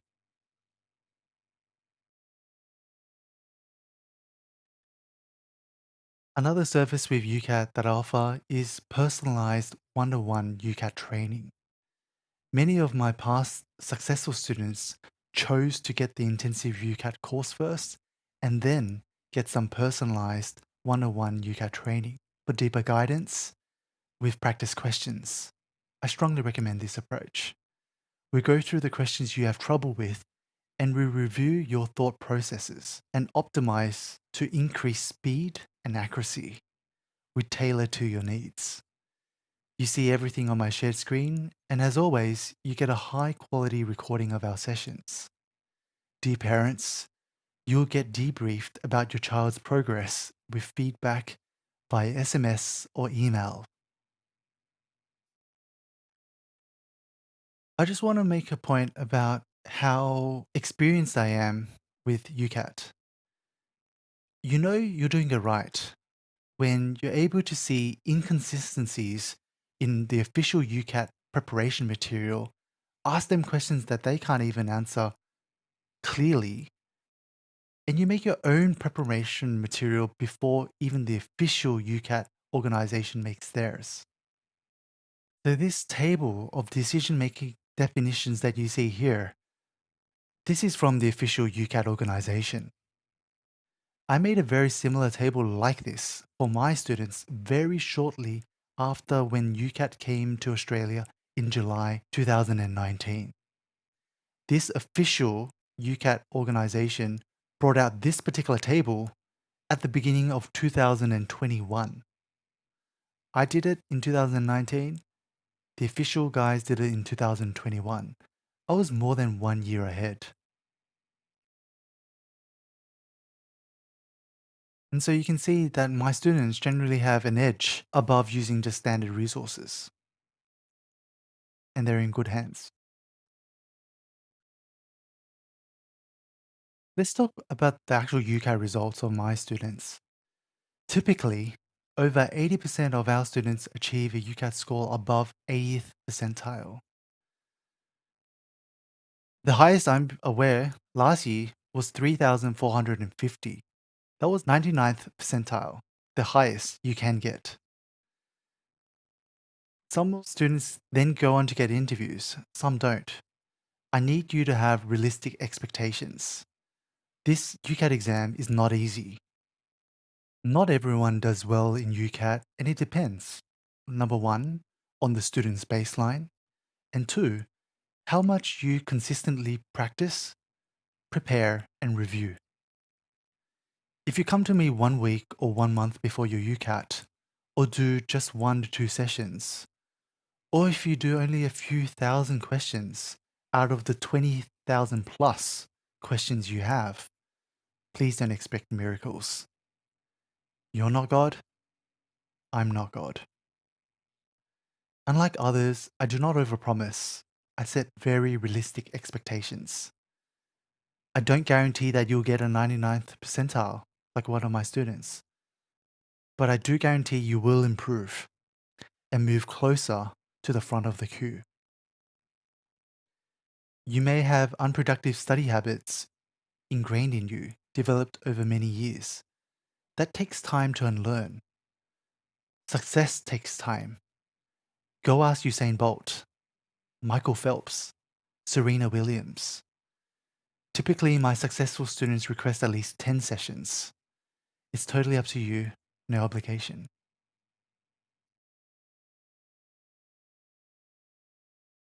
Talk about UCAT course and mock exam fees. These are the current fees. For the Medify question bank only, 12-month access with support, $320. The intensive UCAT course only for 3 days, $980. The intensive UCAT course and Medify question bank bundle special, one of the most popular options and my recommended option. For one student, it's $1,200, normally $1,300. You save $100 there. And if you join with two other students, a group of three, then it will only cost you $1,100 each. Each of you save $200. It's the most popular option by far. The mock exam is $350 by yourself, or if you join with 2 other students in a group of 3, it'll be $300. Each of you guys will save $50. A common question I get asked is, what if I pay the $1,200 but later find 2 other friends? May I get $100 back? Yes, you do. If you find 2 other students after you've paid for the single price, we're happy to return your referral bonus of $100 back to you. No problems. The simplest way, though, would be to coordinate and join with 3 people together at the same time. The course is priced very fairly. We aim to give you good value. This is very much an important investment in your future. If you'd like to enroll, please enroll online through my enrollment links in the video description below. Payment needs to be made via direct deposit, or if cash payment, at Ngo & Sons reception in Fairfield, Parramatta and Hurstville. No card payments accepted. 16. Application proofreading. This is my third area of expertise.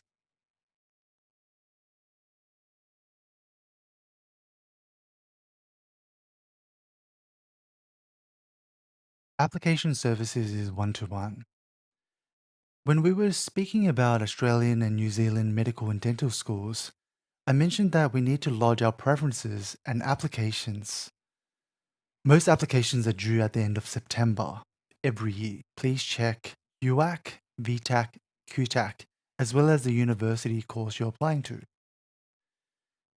The written application can be very important and determine whether you get an interview. For example, as I mentioned before, JCU, there is 4 questions requiring 2 A4 pages of written response, as well as supporting letters. Your application needs to be compelling in order for you to be invited for an interview. So this is some of the things I do. I help you lodge those applications if you'd like. These are some of the university courses that require a written application. UCAT has the E12, UNSW has an application, the life experience section. Western Sydney University, if you get invited for an interview, have a medical admission questionnaire. And finally, as I was mentioning, JCU has their lengthy written application. If you're seeking a mentor who is a 2-time winner of medicine scholarship awards, the John Murtagh First Wave Scholarship Program and the John Flynn Placement Program to assist you in crafting your winning application, undergraduate and postgraduate, I am your man. We highlight your best. We highlight and tell your story. I'm confident I can help you with your applications. 17. Medicine interview training. After sorting out your applications, from August to February and March next year, we can discuss mentoring for medicine interviews. I'm very confident I can help you with your medicine and dentistry interviews. Medicine interview training is my superpower. I've mentored 400 plus students, connecting with each deeply on a personal level, and on the interview table, have sat on both sides. In the last 4 months, I've been mentoring really high academically performing students with their interviews. High 99 ATARs, almost perfect. GPAs close to 7, 95 plus percentile with UCAT scores. Getting to the interview stage, your chances of passing could be as low as 1 in 5, 20% chance. You are competing against some highly intelligent, highly capable students. One of the biggest common fatal mistakes I see when it comes to the final interview stage is that some students think that they don't need to prepare for the interviews. They think they can articulate and communicate well, when really they do not. I'm sorry. They either do zero prep or no prep by themselves. Fish for random online resources. Or do prepare by attending an interview course that is generic and superficial and ultimately fail their interview. I see this so often. Going to an interview course where you go around in a circle to share your answers in front of other students at your level who also have not had much interview experience is unhelpful. It is awkward and uncomfortable. Getting trained by a student who's just 1 or 2 years older than you is unhelpful. Getting trained by someone who does not know you, who gives you 2 minutes of feedback, is unhelpful. How much do you think you can improve with that kind of help? Do you really think that's enough?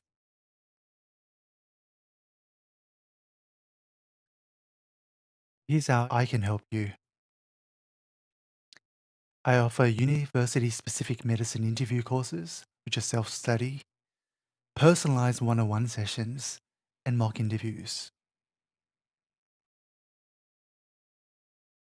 Medicine interview services. Let's delve a little deeper. How do I help you with your interviews? I offer 3 comprehensive services. With the university-specific medicine interview courses, these are videos, 3 to 5 hours each, with full comprehensive study notes, all taught by myself. These are self-study. Then we do personalized strategy sessions 101, and then mock interviews, which are also 1-to-1. In this order, I recommend you start with my university-specific medicine interview courses first, before we do any 1-to-1 training. My university-specific medicine interview courses will get you 50% strong, above average. My personalized one-on-one strategy sessions and mock interviews will get you from 50 to 100%. Exceptional. Number 1. University-specific medicine interview courses.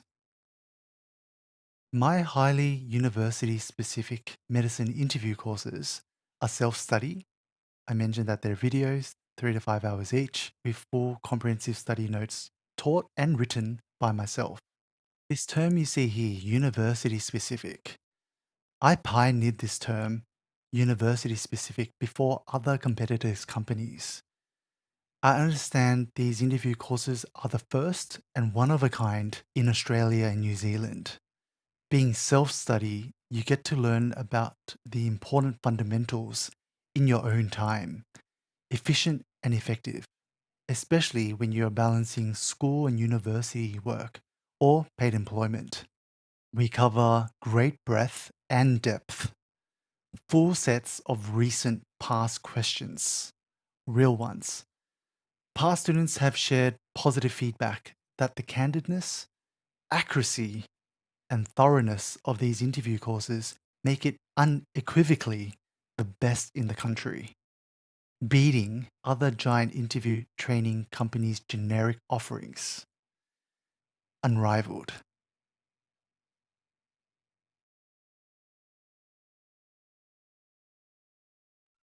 This table shows you my current medicine interview course offerings and also gives you a sense of when the medicine interview invitations came out last year and when the actual interview dates were. These dates change yearly, so best check the university's website when it's your turn. There are undergraduate medical schools that are also not listed here. I have Medicine Interview Foundations course. Here I teach you how to tell anecdotes and answer standard medicine questions, which are very important.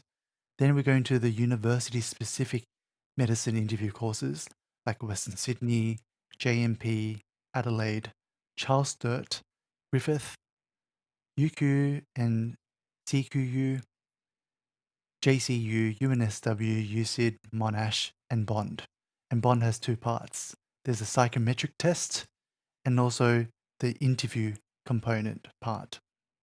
And you can see here that the Bond interview dates were 1 to 4 in 2022. You can imagine how hectic your schedule can get in November to March if you receive multiple interviews. And you would want that. But only to get that, you would need a very high UCAT score, which goes back to my point. UCAT is so important. Reminder that my university-specific medicine interview courses will get you 50% strong, above average. My personalized strategy sessions, one-to-one and mock interviews will then take you from the 50% to 100%. Exceptional. Personalized strategy sessions. I pioneered the concept strategy sessions before other competitor companies. Now you see this quite common, but I was one of the first, if not the first. After you have self-studied the medicine interview courses, you should arrange one-on-one sessions for you to practice, polish, and perfect speaking. Just as you cannot play great tennis by reading and watching videos alone, you need to go hit balls. You cannot articulate well in interviews by reading and watching videos alone. You need to practice vocalizing aloud and receive honest, professional feedback on your responses. You need one-on-one sessions. Tailored, bespoke. We tackle your interview questions and concerns. We workshop ideas that are compelling. We will formulate and fine-tune your felicitous anecdotes, responses, and performance, down to every word, every sound, and every gesture. Precision. Let us cut through the noise to find your voice. Learn how to hold, carry, and conduct yourself. Learn how to convey charisma, authenticity, and integrity. Conviction, courage, and confidence. It's personalized. I'm all yours. You have my full attention. We focus on you. I get to know my mentees better than even their parents. We build immense trust. I will be direct and real with you, as an awesome older brother should. If you need a haircut, shave, or manicure, yes, I will tell you. This experience, truly transformative. This is excellent educational value. As we speak, I type detailed notes. You get high quality video recordings and full session notes. The number of training sessions depend on how much preparation you've made, how deeply you want to go through questions, and how confident you feel. Typically, my successful students request 8 to 10 sessions of training. It's totally up to you, no obligation. However, please do not expect to master all the strategies after 1 or 2 sessions. This is communication we're talking about. We're unlearning years of ingrained poor habits and relearning good habits. As mentioned before, success takes time. Go ask Usain Bolt, Michael Phelps, and Serena Williams, or whoever you look up to. Due to limited spots, tight timing, see the interview medicine course table in previous slides, as well as very high demand, please book and prepay as early as possible to avoid disappointment. You may be waitlisted. Respectfully, I can fit in only so many sessions each day. Dear parents, you will be debriefed about your child's progress with feedback by SMS or email. I will confirm with you about booking dates, time, and payment. If you get medicine interview courses, you also get VIP priority booking. Congratulations on getting to this stage.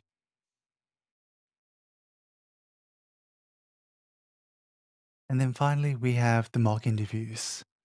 We will simulate the real interview using real past questions. I ask you questions or role play, you answer, I give you constructive feedback. You improve and gain confidence. Highly effective when done days before your real interview. Eliminate anxiety. Achieve peak performance.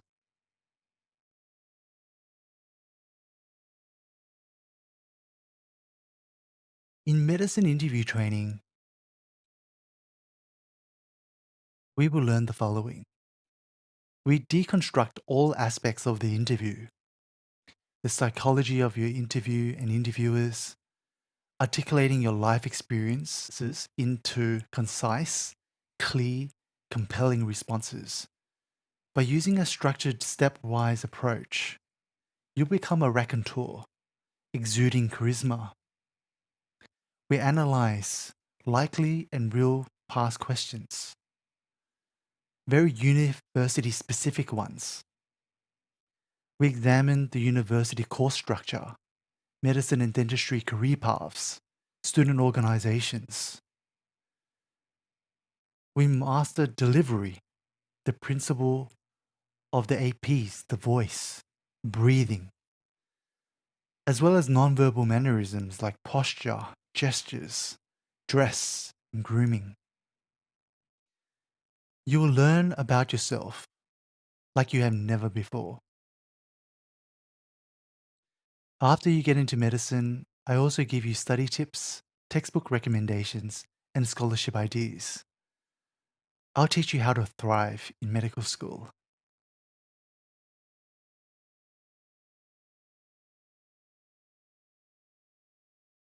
18. A word about my professional fees.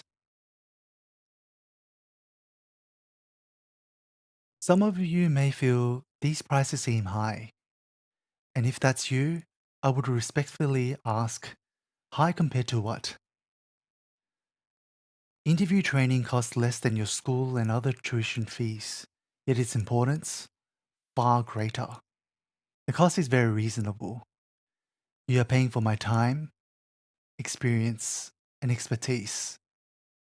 The value of the insights you gain far outweighs the investment costs. When it comes to medical entry, preparation, UCAT, applications, interviews, your mentor's experience and expertise are everything.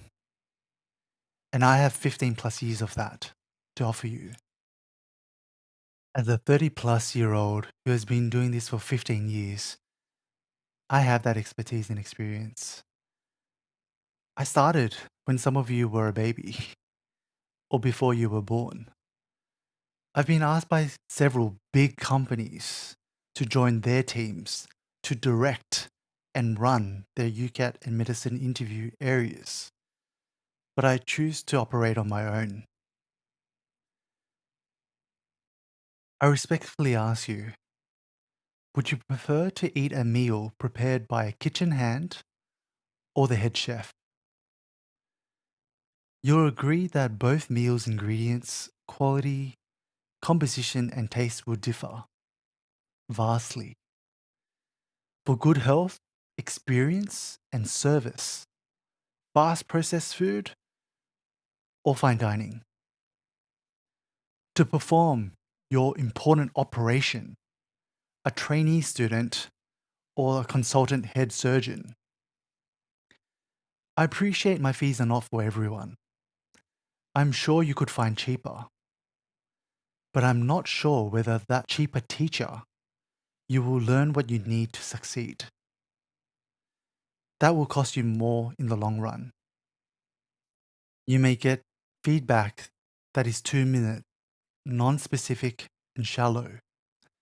Respectfully, he or she will likely be a medical student with zero or little teaching experience, teaching as a side casual job. It is like a year 8 student teaching a year 7 student about life. Sorry, no thank you. Your cheaper choice will cost you more in the long run. Kindly please consider how much time, energy, and effort they have invested into their teaching skills and resources.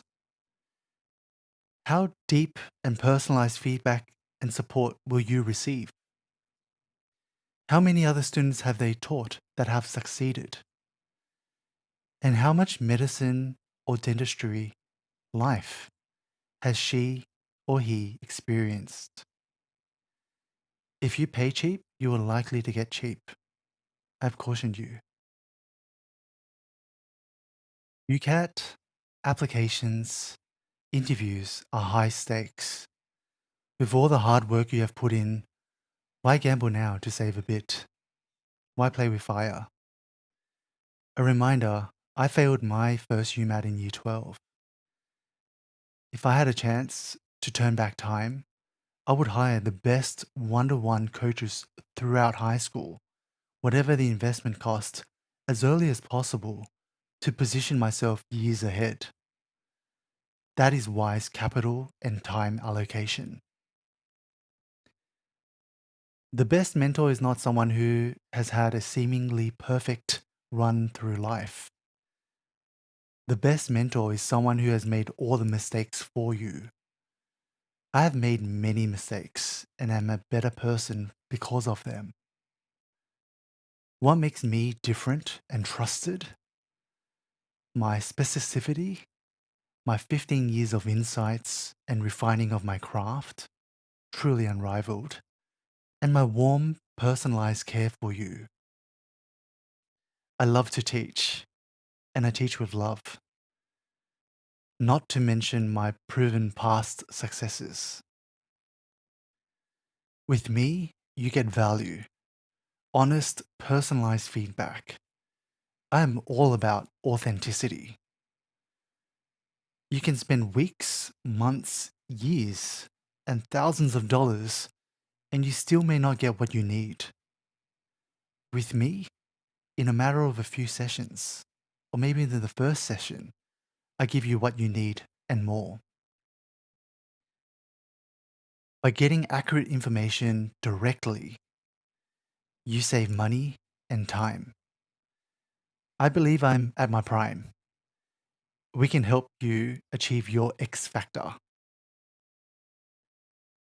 I invest an extraordinary amount of work before, during, and after our sessions to ensure your experience is the best.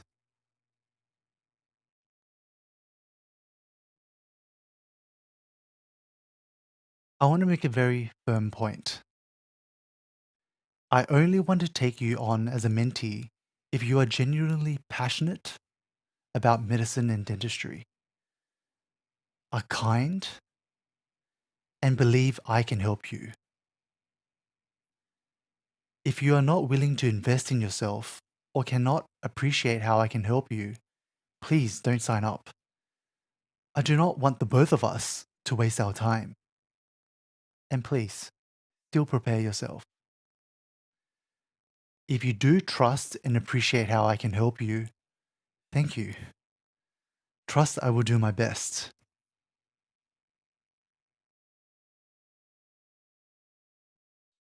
Failing to get into medicine costs you.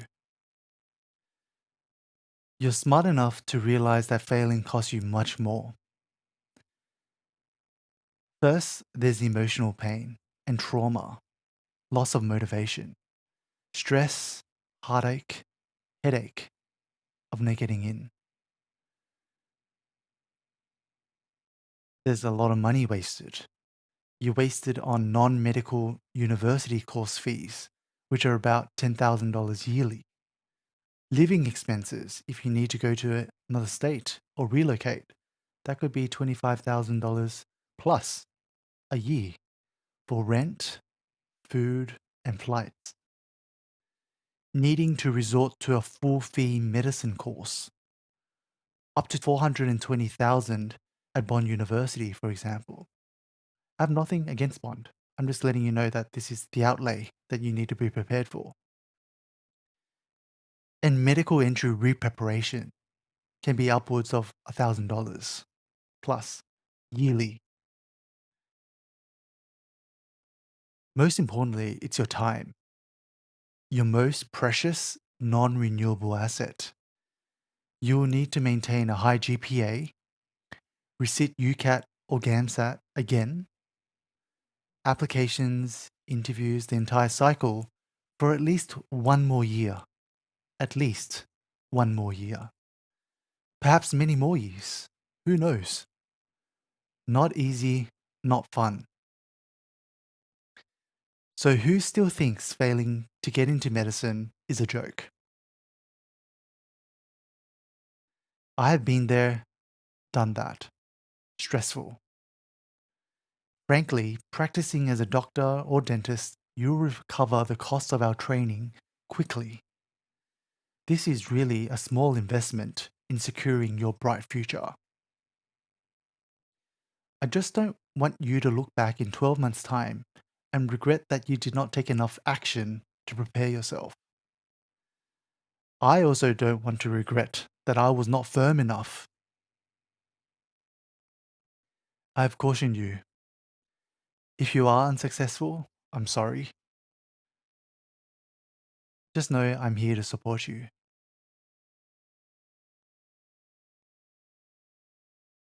I believe all my student encounters are meaningful.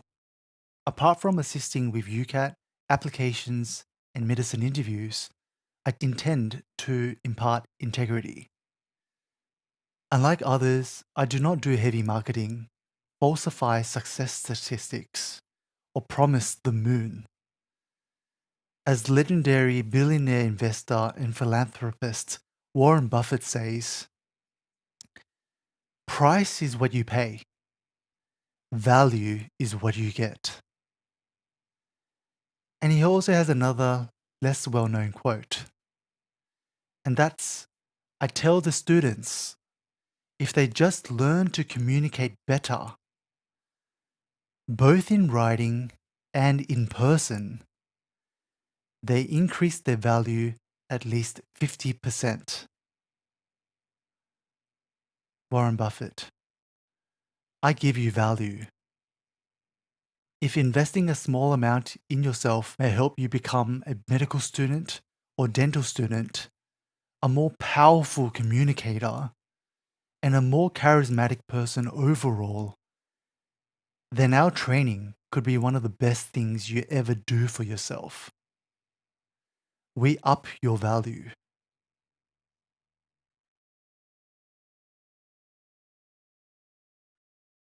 Ladies and gentlemen, this is what we want.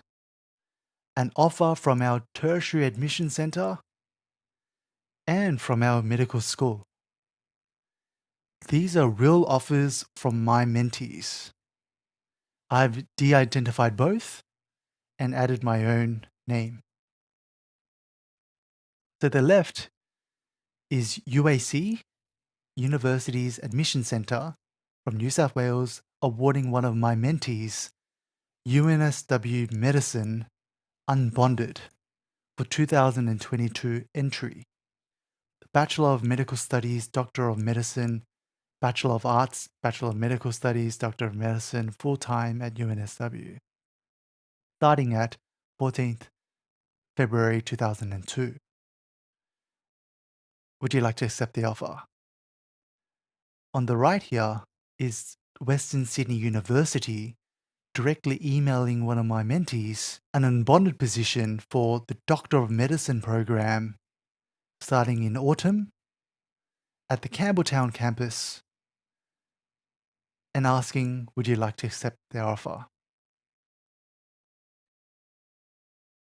Needless to say, both my students accepted their offers very happily, messaging me excitedly in the middle of the night, early mornings, and I'm just so proud of them. I have many more of these from other universities in other non-New South Wales Australian states. I'm showing you these two because they are the main targets for most Sydney students.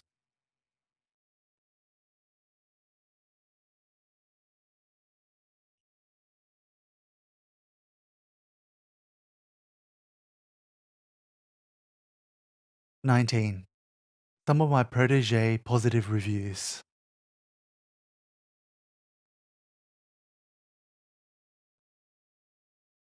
I have more than 70 5-star reviews, and I'm going to share with you two of my most recent ones to show you how grateful and connected my students are with me. So this is from my mentee, my protege. Last year, I had a record year with 50 plus place offers. Place offers, not interview offers, place offers. So many of my mentees got into medicine and dentistry all around Australia. We're talking about UNSW, Western Sydney, as you saw, UCID, JMP, UQ, Charles Sturt, Adelaide. I'm really happy for and immensely proud of all of them. I'm grateful that they trust me with their journey. Bond Medicine released their results in a few weeks.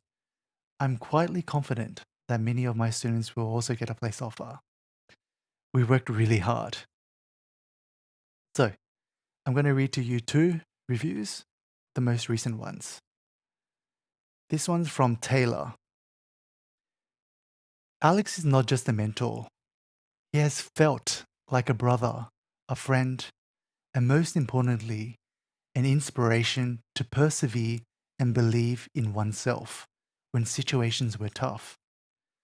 With Alex's guidance, I was successfully able to secure interviews for both medicine at UNSW, JMP, and Bond, and dentistry at Griffith, Adelaide, and Charles Sturt. While I have commenced studying medicine at UNSW in Kensington, I'm extremely grateful to have also been accepted to all three dentistry programs. Before lessons with Alex, I really struggled to talk about myself, but within my first class, I felt much more confident. I felt Alex's compassion, genuine investment, and care in my journey very early on, and quickly knew that he was someone I could trust and share my concerns and doubts with. Throughout lessons, I was able to flesh out strong responses and even learn to appreciate how my life experiences shaped the person I was today. Alex is truly able to bring out the best in people. I walked into my interviews feeling very confident, and I'll owe it all to Alex for being a pillar to my success. Taylor, UNSW Medicine, JMP, Adelaide, Charles Sturt Dentistry, Griffith Dentistry, 2002 entry, successful. Taylor, if you're listening, sending you a lot of love. I'm really proud of you. And thank you for your lovely review.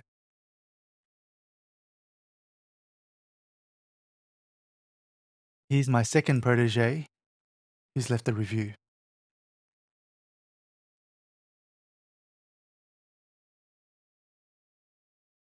And this one's from Natalie. Alex helps you achieve your dreams. Through his help, I was able to get offers from Adelaide Dentistry and University of Queensland Dentistry Honours. Alex knows what you need specifically, to the T, to smash those interviews. Having someone that is experienced and knowledgeable as Alex will ease your nervousness and allow you to shine on your big day. Personally, Alex went above and beyond. He always made himself available and was consistently one of the first to pick me up and motivate me after my setbacks. This is something you won't get from the big corporate tutoring institutions. My advice to anyone seeking to get help from Alex is don't waste him. Both his and your time are precious, especially between those mere few weeks you have between interview invitations and the real thing. Come prepared and come willing to absorb everything. Plan your practice. He believes in you, and through that, perhaps you'll learn to believe in yourself more. Natalie, University of Queensland, Adelaide, Griffith Dentistry, JMP 2022 entry. Successful. Natalie's now happily studying at UQ Dentistry. Natalie, if you're listening to this, thank you so much for your kind words. Really appreciate it. And I know you'll make an awesome dentist. Keep in touch.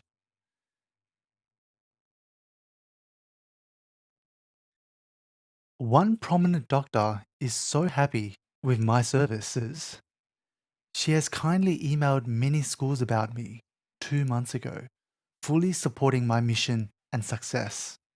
Dr. Bridget Gerstel is an epidemiologist and holds a PhD in medicine and biostatistics and a master's degree in public health, majoring in epidemiology and biostatistics from UNSW Medicine, Australia. Dr. Gerstel was the international program manager for the Future study that ran from 2013 to 2021. She was involved in instituting Australia's first dedicated oncofertility centre.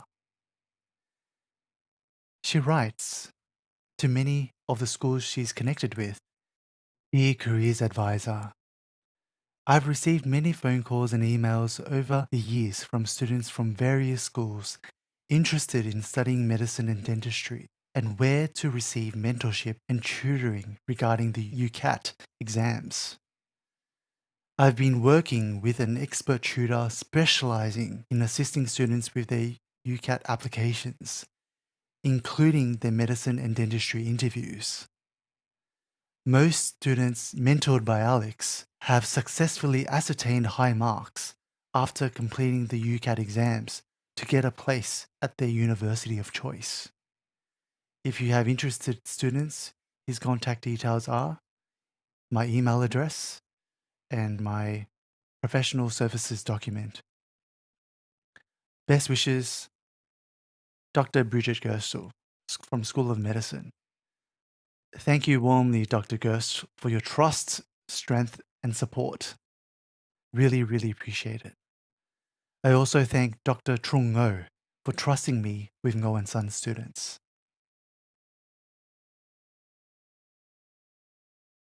So, a summary. I'd like to summarize what we've learned today. Point number 1. Medicine and dentistry careers are challenging and meaningful. Point number 2. Medical entry is highly competitive. We need a strong UCAT, ATAR, and interview. Point 3.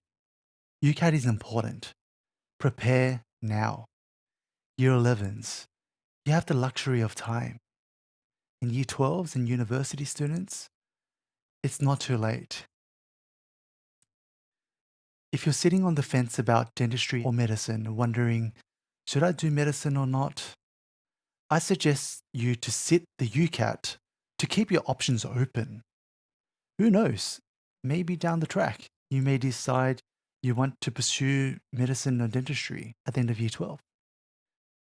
No UCAT practice goes to waste. You learn agile thinking skills. And point number 4, my services. If you'd like professional help with UCAT training, applications, medicine interviews, I'm here to support you. I aim to get you into medicine and dentistry. Even if you don't train with me, that's fine. Make sure you prepare. Don't underestimate this UCAT application and medicine interview. These can undo all the hard work you've put into your high school and university studies. I just want you to succeed.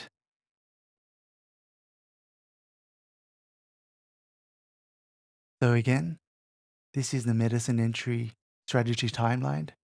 This is the roadmap ahead. Ladies and gentlemen, we have much work to do.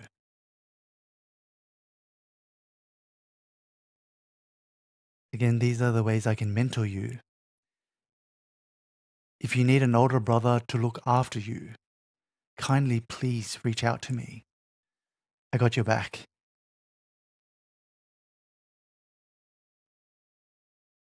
Here's this poster, which you might see on various of my platforms. And here are some important dates for this year. I would recommend you save this somewhere and also enter some of these dates into your diary and calendars. So available now is this YouTube video. From March the 1st, May 17th, that's when you can register for UCAT. In April 11th to the 13th, we have our intensive UCAT course, and you also get Medify question bank. It's done on Zoom, Monday to Wednesday, 10 a.m. to 5 p.m. You can register for this in the links below. UCAT mock exams on Sunday, June the 26th, 10 a.m. to 5 p.m. on Zoom. From July the 1st to August the 12th, we have the official UCAT exam. Very important.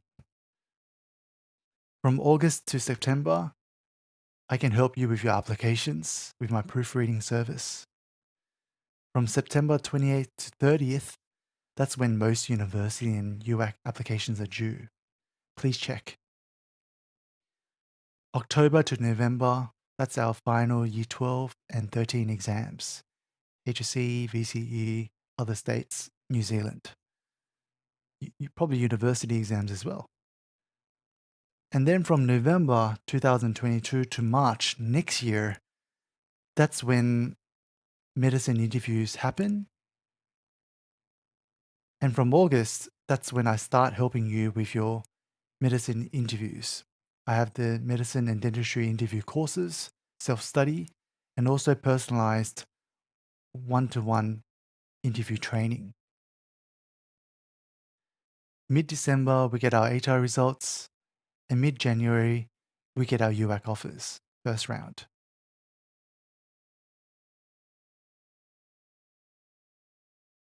Guys, life's very short.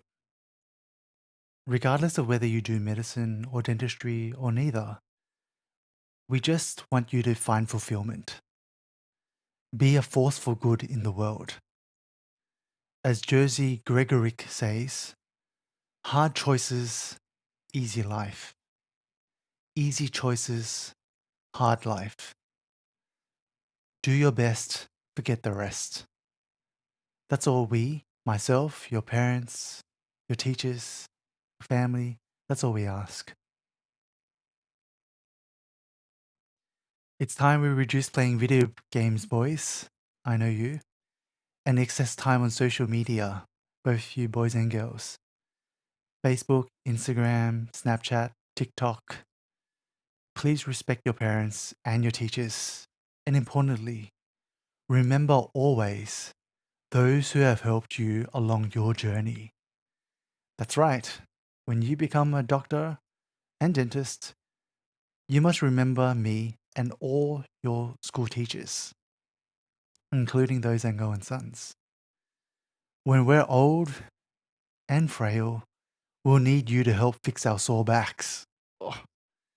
And if you become a dentist, we want free toothpaste.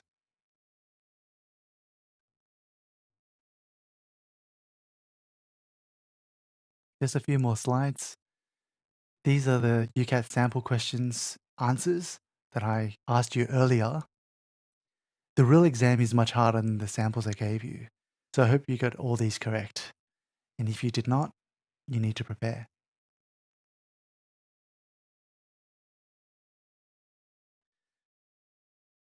This slide is to say that today's presentation is for informational purposes only and not professional advice. You should always check relevant sources for the correct information to ensure you get the most current and accurate information.